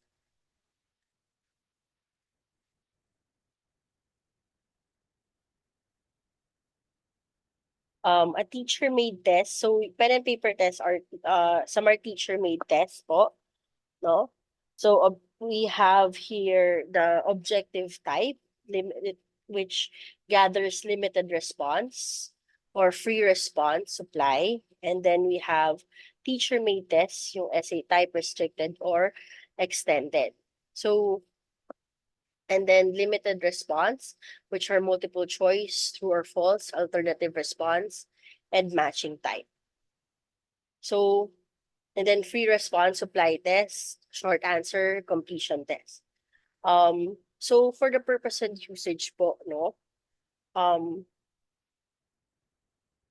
So when we talk about pen and paper test, we have different classifications like standardized test and teacher-made test. Yung standardized tests po, ito yung mga aptitude, intelligence tests, mga yun po, no, mga standardized assessment tools. But yung sa teacher-made test naman po, usually we use this in summative test po pag yung mga exams. Yung sa objective type, ito po yung mga may short answers lang. Isang answer lang, like identification, mga, what do you call this? Yun po, mga identification, mga fill in the blanks, yun po. And then we have essay types. It can be restricted or extended. So meron lang po tayo dyang binibigay na kunyari 50 word essay or 100-word essays. For the limited response, examples would be multiple choice questions or true or false or alternative response, and then matching type. For free response or supply test, we have short answer and completion test naman po.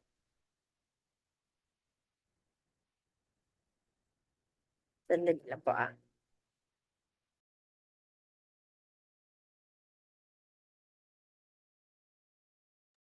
Excuse me. Sorry. Table of specification. So the table of specification guides the teacher in formulating the test po. So the TOS also ensures that each of the learning outcomes or the objectives of objective learnings in the hierarchy of education objectives are well represented in the test. So we make sure that it targets remembering, understanding, and applying, analyzing, evaluating, as well as creating po.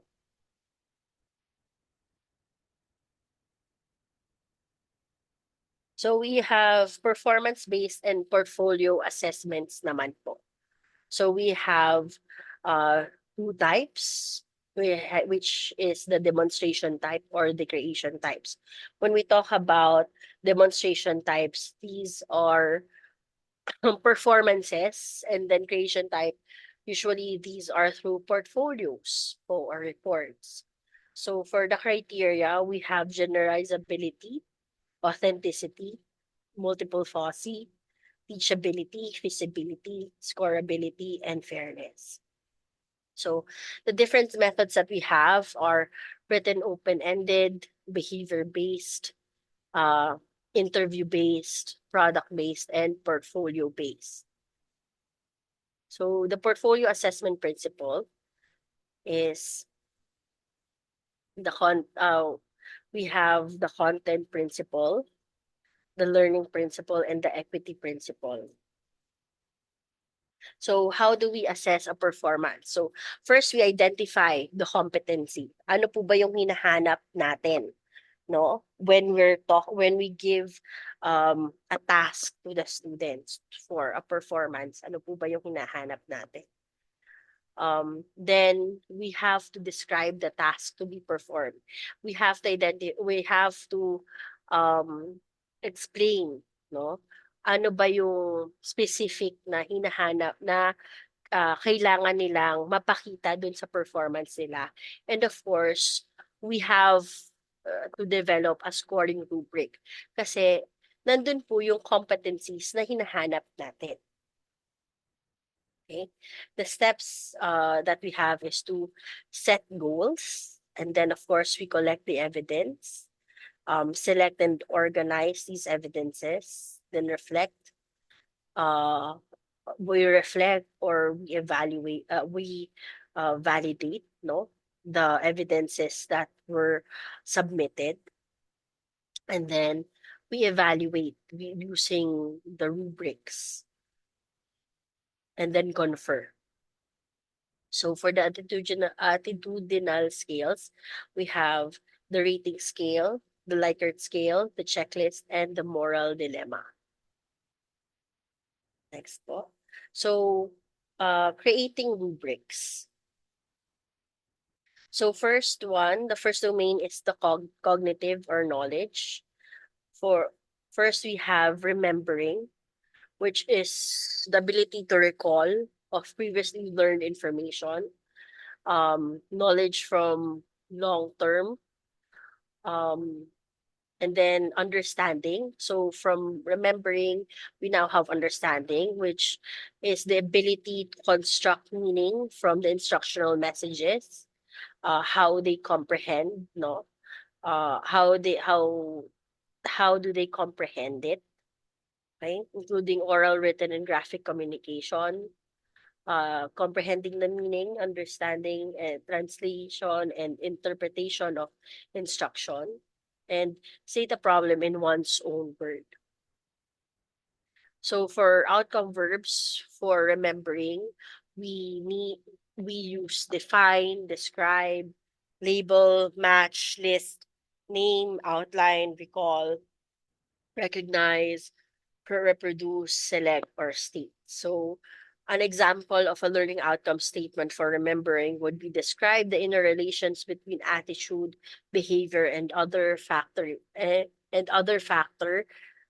in society. For understanding, we use verbs like classify, compare, discuss, exemplify,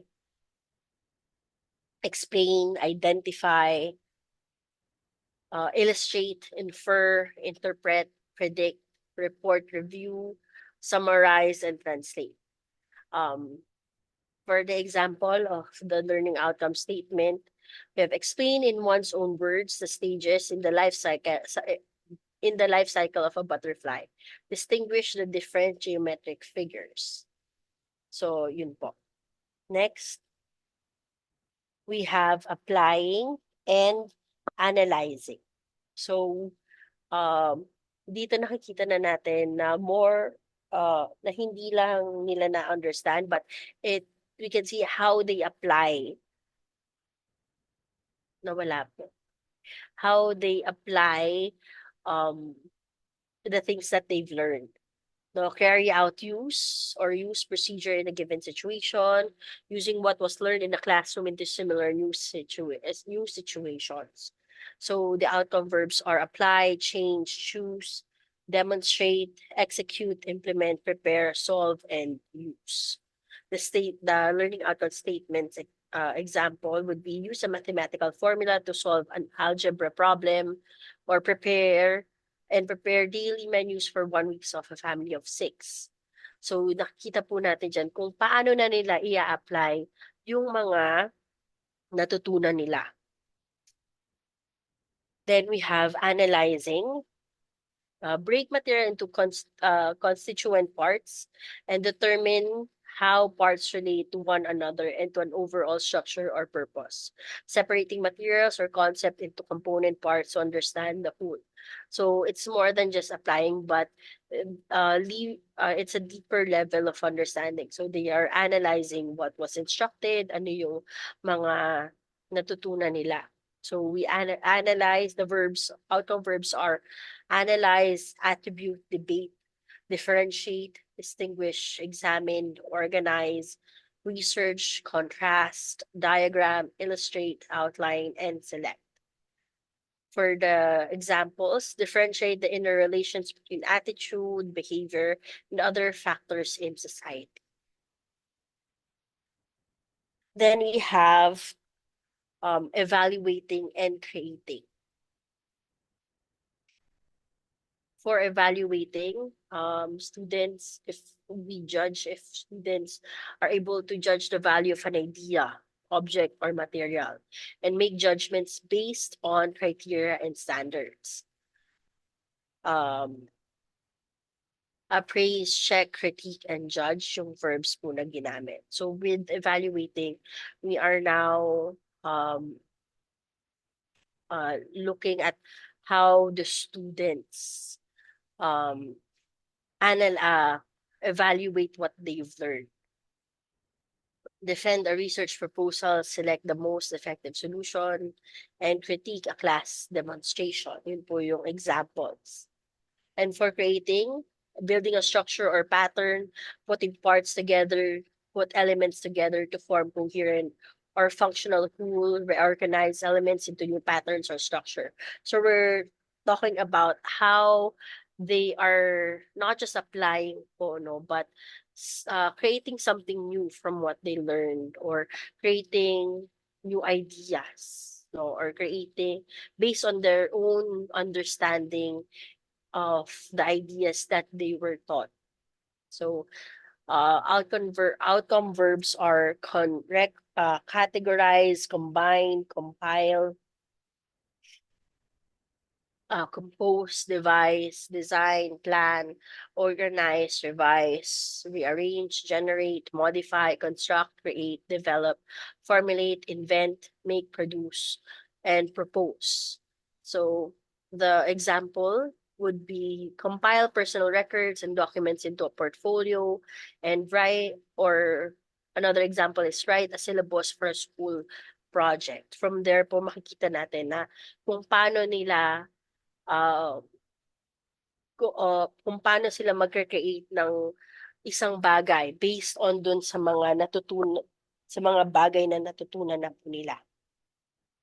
And then we have domain 2, which is psychomotor skills. So we have 3. For first we have receiving, then setting and responding. So perceiving, sensing clues that guide motor activity.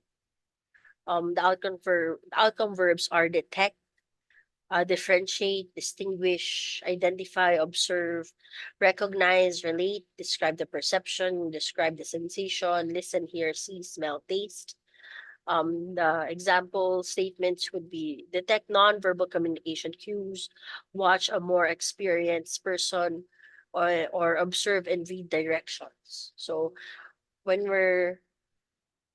Ma'am, balik po muna tayo. Ma'am, balik po muna tayo, ma'am. Thank you po. So when we're perceiving, when we perceive po, no, we usually use our senses. Oh. Setting is mentally, emotionally, physically ready to act. So the outcome verbs are assume a stance, display, or perform. For motor skills, position the body, proceed, and show. And then responding, imitating and practicing skills. So copy, duplicate, imitate, operate under supervision, practice, repeat, and reproduce. Next po, Ma'am Tess.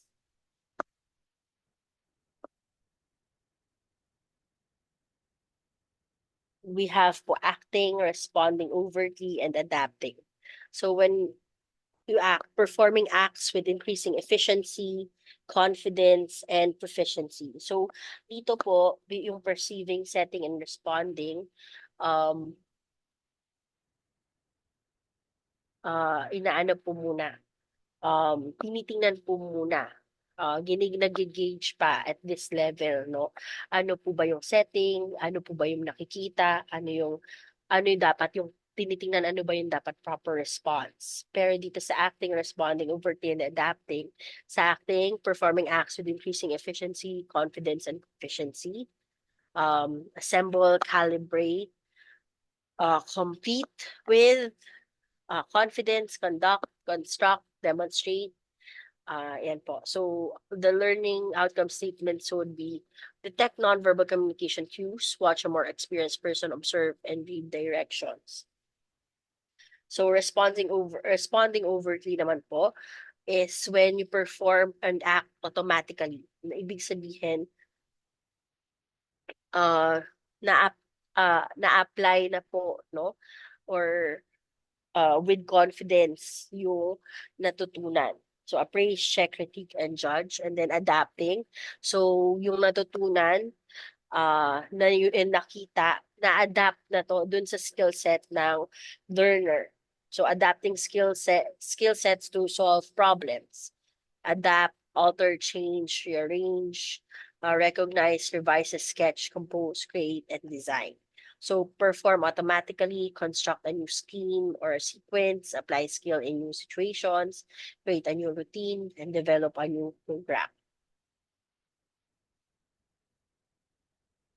And then we have effective. Sorry, ma'am. And then organizing po, no? Organizing, creating new patterns for specific situations. Arranging, building, and compose, construct, create, design, and originate or make. No po. So hindi instead of just adapting, no, the skill set, ngayon nagkakaroon na siya ng new sequences o natututo na din yung student na to take what was learned and to make it his own po. Yun yung sa organizing. And then sa affective, which is attitudes. So we have receiving, responding, and valuing. For receiving, selectively responds to stimuli, being aware of or sensitive to something and being willing to listen or pay attention. So the outcome verbs are acknowledge, choose, demonstrate awareness, demonstrate tolerance, locale, select, point, sit, follow. Okay, so the outcome statement example would be listen to others with respect, try to remember profile and facts. For responding, response to stimuli, showing commitment to respond in some measure to the idea or phenomenon. Outcome verbs are answer, communicate, comply, contribute. So instead of just receiving, nakikita lang or nagre-react lang, responding na. So talagang mas na siya, mas what do you call this? Mas deliberate na yung pag-respond dun sa stimuli. Participate in discussions, give expectations, know the rules and practice them, question concepts in order to understand them well. Then we have valuing, attaches value or worth to something, showing willingness to be perceived as valuing or favoring certain ideas. The outcome verbs are adopt, assume responsibility, behave according to choose, commit, express, etc. So, Valuing demonstrate belief in the concept of or process, show ability to resolve. The next is organizing and internalizing. So when we talk about organizing, conceptualizes value and resolves conflict between this value and other values, arranging values into priorities, creating a unique value system by comparing, relating, and synthesizing values. So it's not just about receiving stimuli, but actually understanding and organizing these stimuli to better understand them. So adapt, adjust, arrange, balance, classify. The learning outcome statements would be accept responsibility, recognize the need for balance between freedom and responsible behavior, explain how to plan to solve a problem, prioritize time effectively for family, work, and personal problems, conflicts. Internalizing, integrate the value into a value system that controls behavior, practicing value systems that control one's behavior, exhibiting behavior that is considered pervasive, predictable, and characteristics of the person. So it's not just about organizing what was learned or the stimuli, but actually internalizing what the stimuli means to the person po. Act upon, advocate, defend, exemplify, influence, perform, practice, serve, support, or display. Learning outcome statements show self-reliance when asking, cooperate in group activities, demonstrate objectivity in problem solving, revise judgment in light of new evidences, and value people for what they are and not for how they look. Next po. Now we go to rubrics. So, kanina po we discussed how we need to create rubrics in order to judge or critique a performance or a performance or for example a portfolio uh, uh, in a standard way. So rubrics are tools or a set of rules specifying the assessment criteria. So, and corresponding level of student performance based on their intended learning outcomes. So here we have the rubric taxonomy. We have the holistic and analytic. For holistic, all criteria are evaluated at the same time.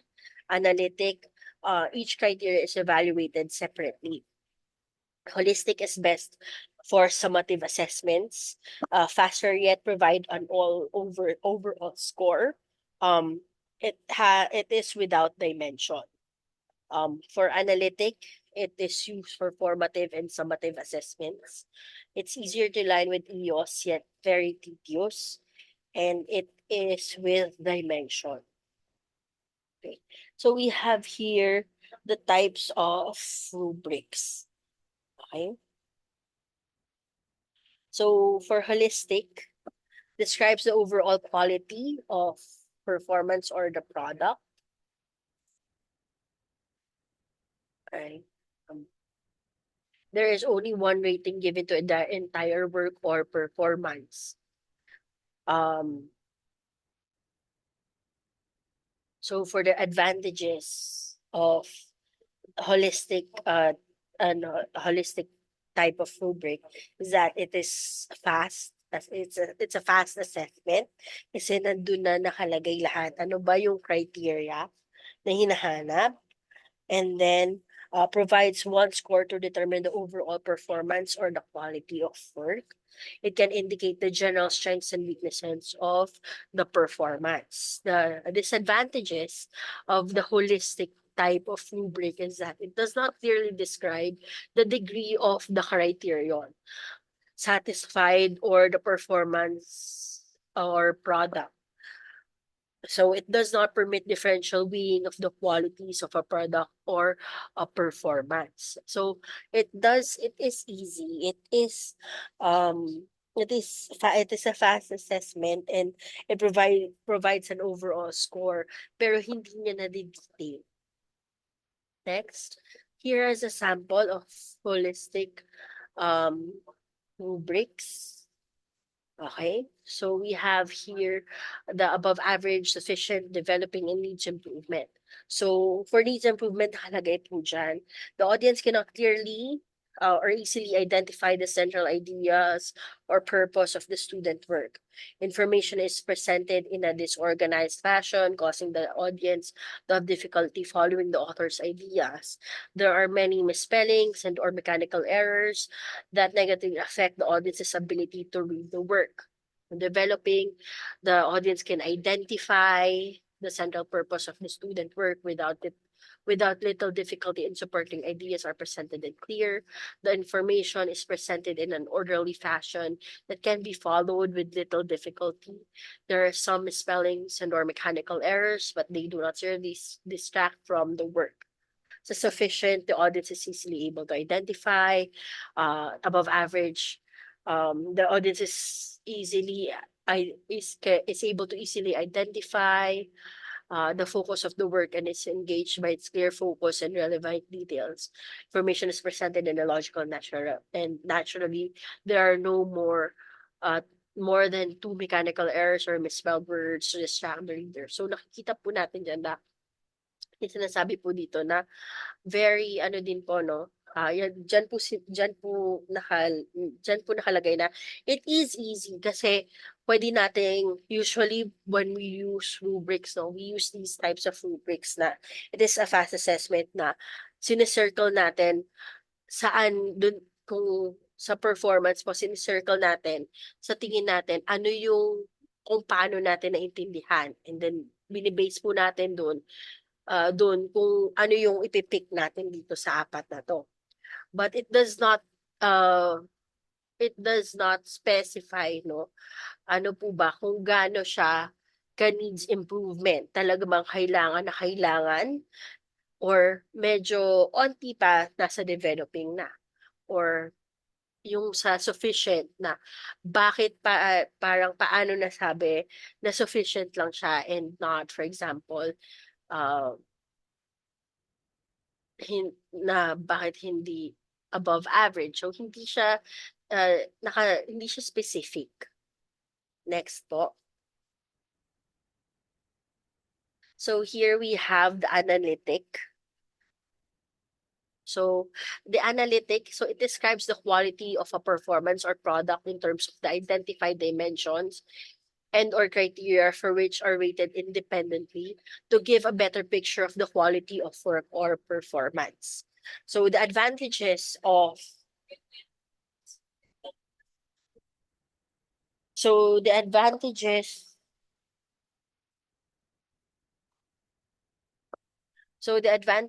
is it's clearly describes the degree of the criterion satisfied by the performance or product.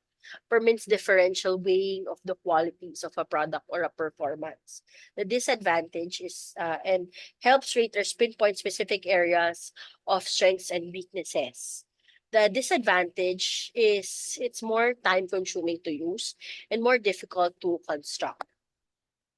So here we have an example of a rubric for a rating of a book review. Here we have specific criteria po, no? Na tinitingnan natin dyan yung content, completeness, organization, grammar, bibliography, and date of submission. So nakalagay dyan for content, it would be 30%, completeness would be 20%, organization would be 15%, grammar is 15%, and bibliography would be 10%, and then date of submission would be 10%. So nakalagay po dyan yung outstanding, 4 is outstanding, 3 is good, 2 is fair, 1 is poor. Pero nakalagay naman po dyan na pag outstanding sa content, review was based on laws and theories. So number 3, review was based on comparative analysis. Number 2, review was based on personal feelings. Number 1, review was based on hearsays. For example po, ang difference ng review based on personal feelings and review based on laws and theories is that pag yung review based on first personal feelings, walang nakalagay, for example, na mga sources kung paano nasabi nung book reviewer, na pangit yung libro or paano niya masasabi na hindi tama, may mga misconceptions dun sa book, na dun sa review based on laws and theories, nakalagay doon ano yung basis kung bakit ganon sinasabi, kung bakit masasabi yun ng ng reviewer or ng student. So naka-indicate dyan yung specifics. For example, completeness. All parts were present. One part is lacking, two parts are lacking, three or more parts are lacking. Nakikita dyan kung gano'n kung natapos ba nung yung reviewer yung book review. Okay? So grammar, nakikita dyan. 1 to 2 sentences, all sentences were grammatically correct. 1 to 2 sentences were grammatically incorrect. 3 to 4 sentences are grammatically incorrect, and 5 or more sentences are grammatically incorrect. So, sa bibliography, yun, ganun din po, no, nakikita natin.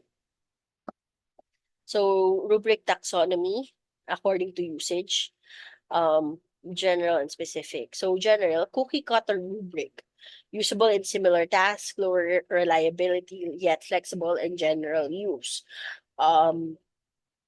Pag specific naman po, unique rubric per task. So, high reliability, yet tedious and specific use. So, pag general, usually yung pwede siyang gamitin sa isang task, and pwede din siyang gamitin sa similar tasks na as a rubric. But for example, yung example po natin na rubric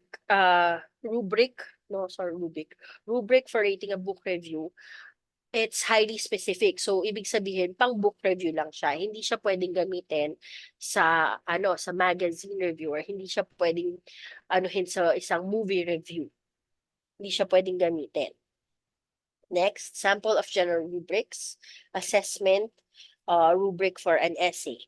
So, for example, the assessment dimensions are content and organization. So for exceptional, answer is appropriate to the content in question. Content is factually correct. Good, answer is appropriate to the question containing significant factual errors. Average, content relates peripherally to the question, contains significant factual errors, and poor, content unrelated to question. So nakikita po natin dyan, no, na very, yun nga po, general yung wala siyang nakalagay na specific kung bakit nasasabing appropriate yung content, yung answer dun sa question, or hindi dyan nakaspecify kung bakit masasabing content is factually correct. Wala dyang nakalagay na factually correct siya kasi the writer gave references. Next. So development, use of language and manuscript. So again po,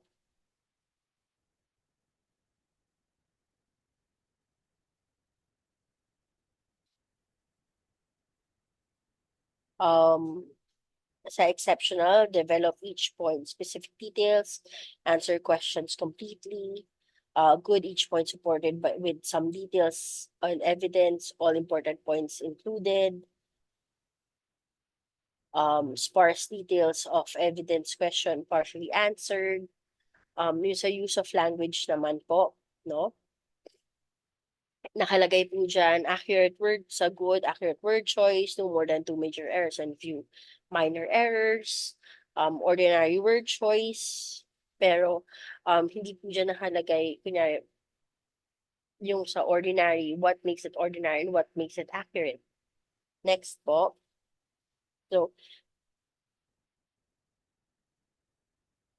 So here we have an assessment tool naman po, a rubric for research final presentation. So we have yung sa problem, aims, and methods, no research. So problem was pag exceptional, nakalagay po dyan, concise and clearly stated.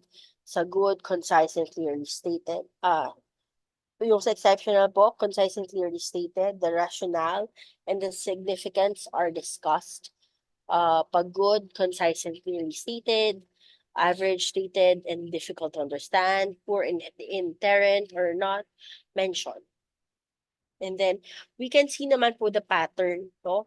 Na pag exceptional, it's may specifics din po na sinasabi. Katulad sa method, clearly stated sampling, procedure, and measurement tools, and clearly identified, reliability. Pag sa exceptional, nakalagay po na very clear, easy to understand. Pag sa, and then sa good, na clearly stated, or na-mention, yung ganun po. Next.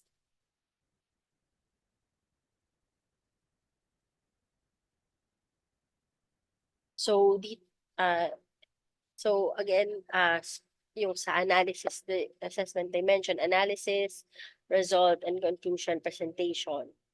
So, dyan din po nakikita natin yung difference sa good, what makes it good and what makes it average. No, na for average data analysis was vague. Data analysis for good, data analysis were presented, and dun naman sa exceptional, nakikita po natin dyan na clearly stated and consistent with aims, research, design, appropriate for time of data collected. Next po, ma'am. Okay, holistic without dimension and analytic with dimension.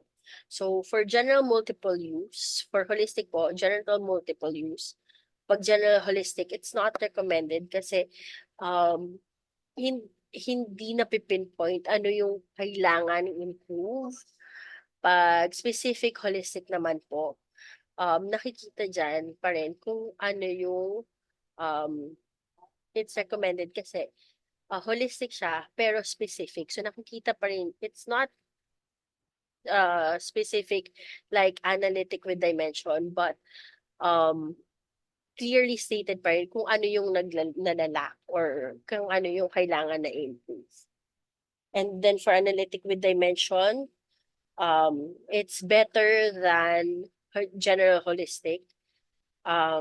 Better for HEIs po, yung specific analytics since clearly stated ano yung need, ano yung kailangan na improve, ano yung kulang doon sa mga ano yung mga kailangan and ano pa yung kulang. Next po, anatomy of a specific analytic rubric.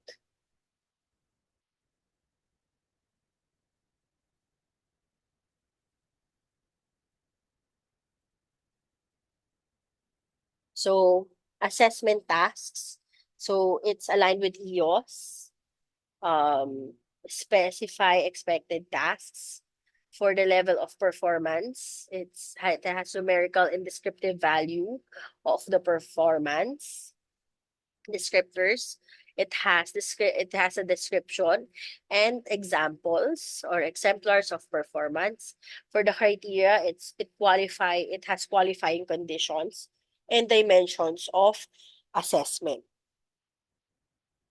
So, in creating rubrics po, the step 1 would be state the EOI and AT. So, draw and label the basic structure of an animal cell correctly.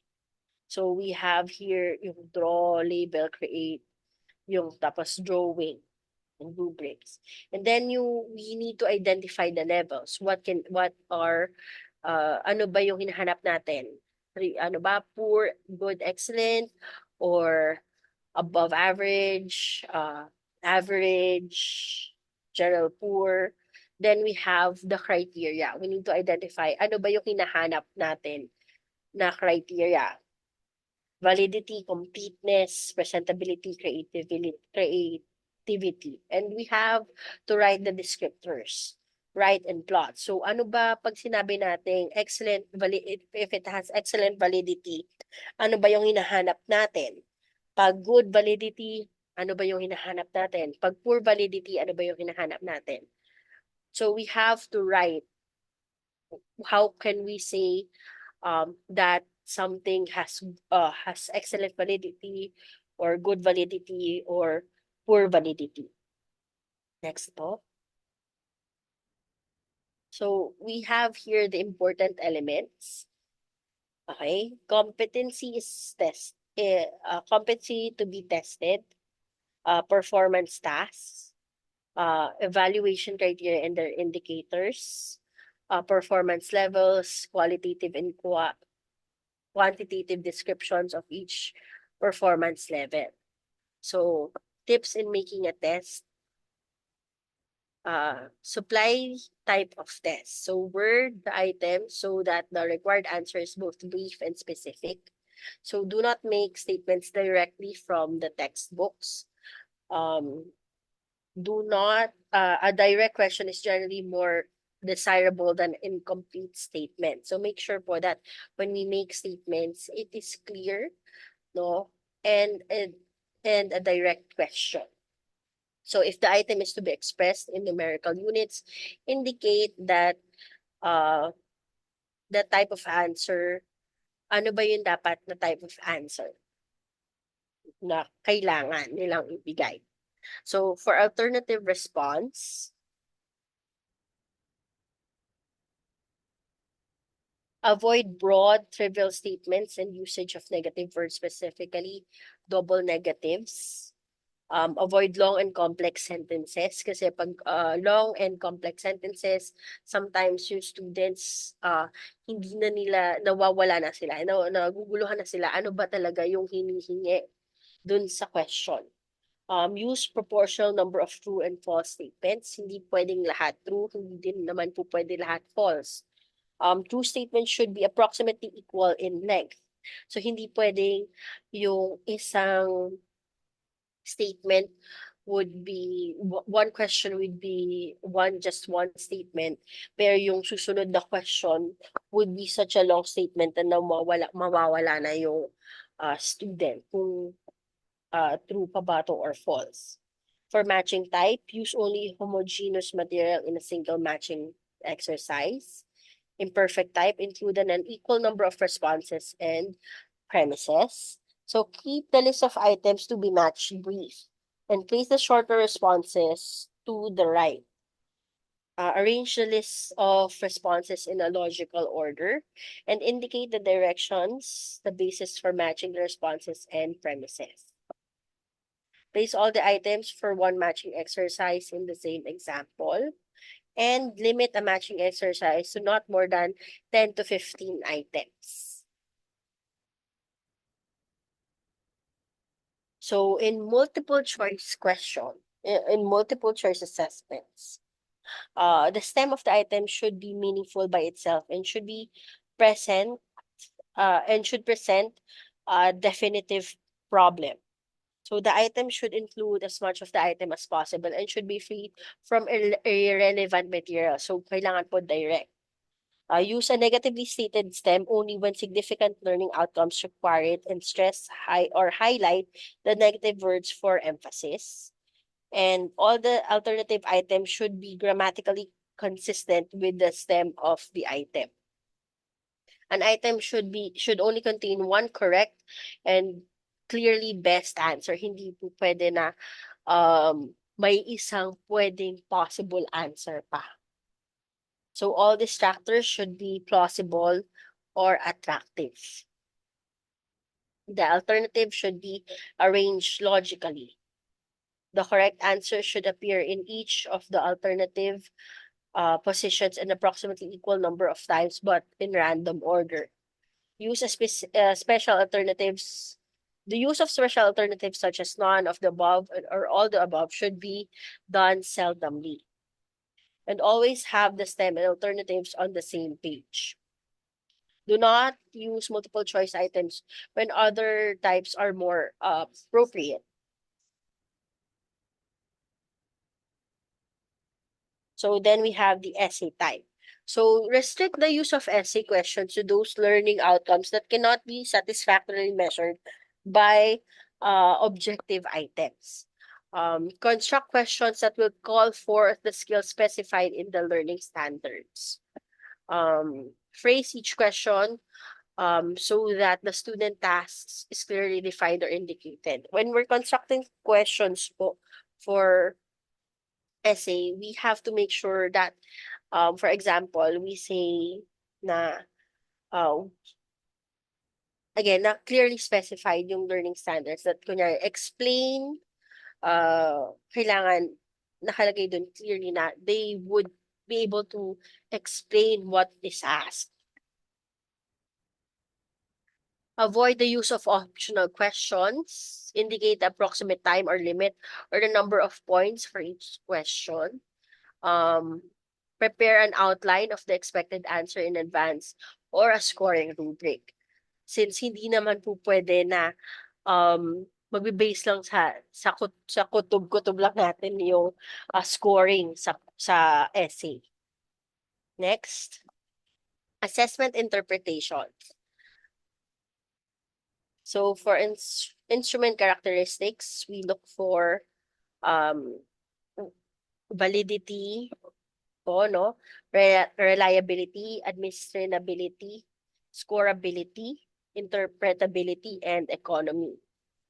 So the factors influencing validity are poor constructed test items, the test is too short, improper arrangement of items, identifiable pattern of answer, clear directions, reading vocabulary and sentence structure is too difficult, ambiguity, inadequate time limits. For example, magbibigay po tayo ng test, tapos sasabihin, sige, you only have 10 minutes to write, to answer,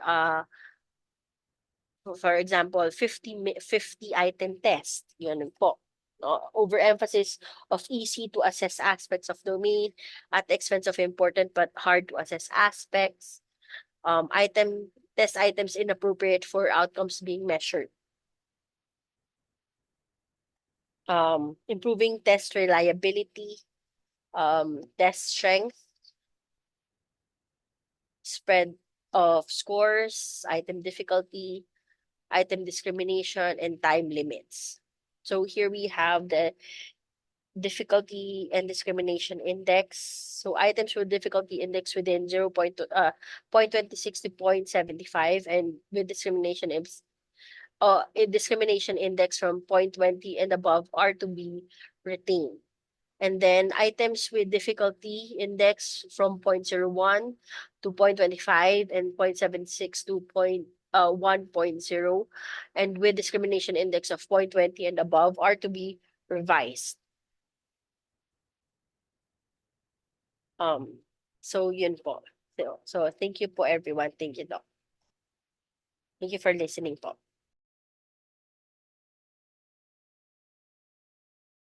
Okay, thank you so much. A very comprehensive discussion, no? A very broad topic actually, no? That's why you will be able to consume almost 2 hours, right? No? Now, I just want to add simple inputs, no?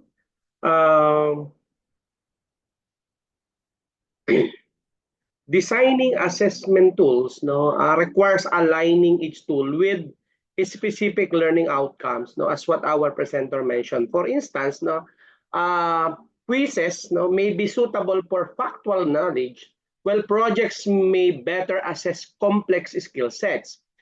Rubrics are powerful tools, as what our presenter mentioned, that bring clarity to assessment by providing defined criteria for its level of performance. So, a well-designed rubric outlines, no, expectations, no, and help ensure consistency in grading, making assessment transparent and understandable for students. we as educators can also use rubrics as a learning tool, no, guiding students toward meeting learning standards. Creating rubrics tailored to various assessment requires thoughtful consideration of both learning goals, no, and realistic performance metrics, kasi minsan hindi naman realistic yung rubrics nila, no. So effective rubrics, no, break down complex tasks, no, into measurable criteria. Sabi nung ating presenter kanina, it must be smart, no. Allowing us, no, as educator to assign scores based on objective standards. Again, objective standard. Rubrics also encourage students self-assessment and goal setting. No, as a student, no, understand what constitute high quality work. So I think practicing rubric creation, no, educators gain insight into structuring fair and comprehensive assessment that foster growth and accountability. Again, evaluating sample curricula provides educators with an opportunity to see how assessment strategies play out in different contexts. So by analyzing the strengths and weaknesses of the curriculum, educators, of course, can understand, no, the role of assessment in meeting learning outcomes. And this evaluation helps in identifying gaps, no, where assessment could be improved, no, such as incorporating more formative assessment to diversifying evaluation techniques to cater to different learning styles. No? So reviewing curricula with a critical eye strengthens educators' ability to design their assessment effectively. Through the activities of designing assessment tools and creating rubrics, educators engage in hands-on learning that deepens their understanding of assessment strategy. So developing these tools equips, no, educators with practical skills, reinforcing the theoretical aspect of evaluation techniques. So I believe, no, by evaluating sample curricula, educators also gain insights into how assessment influence student outcomes. No? Ultimately, by enhancing their capability to create meaningful, again, fair and effective assessment tailored to their educational goals. Okay? So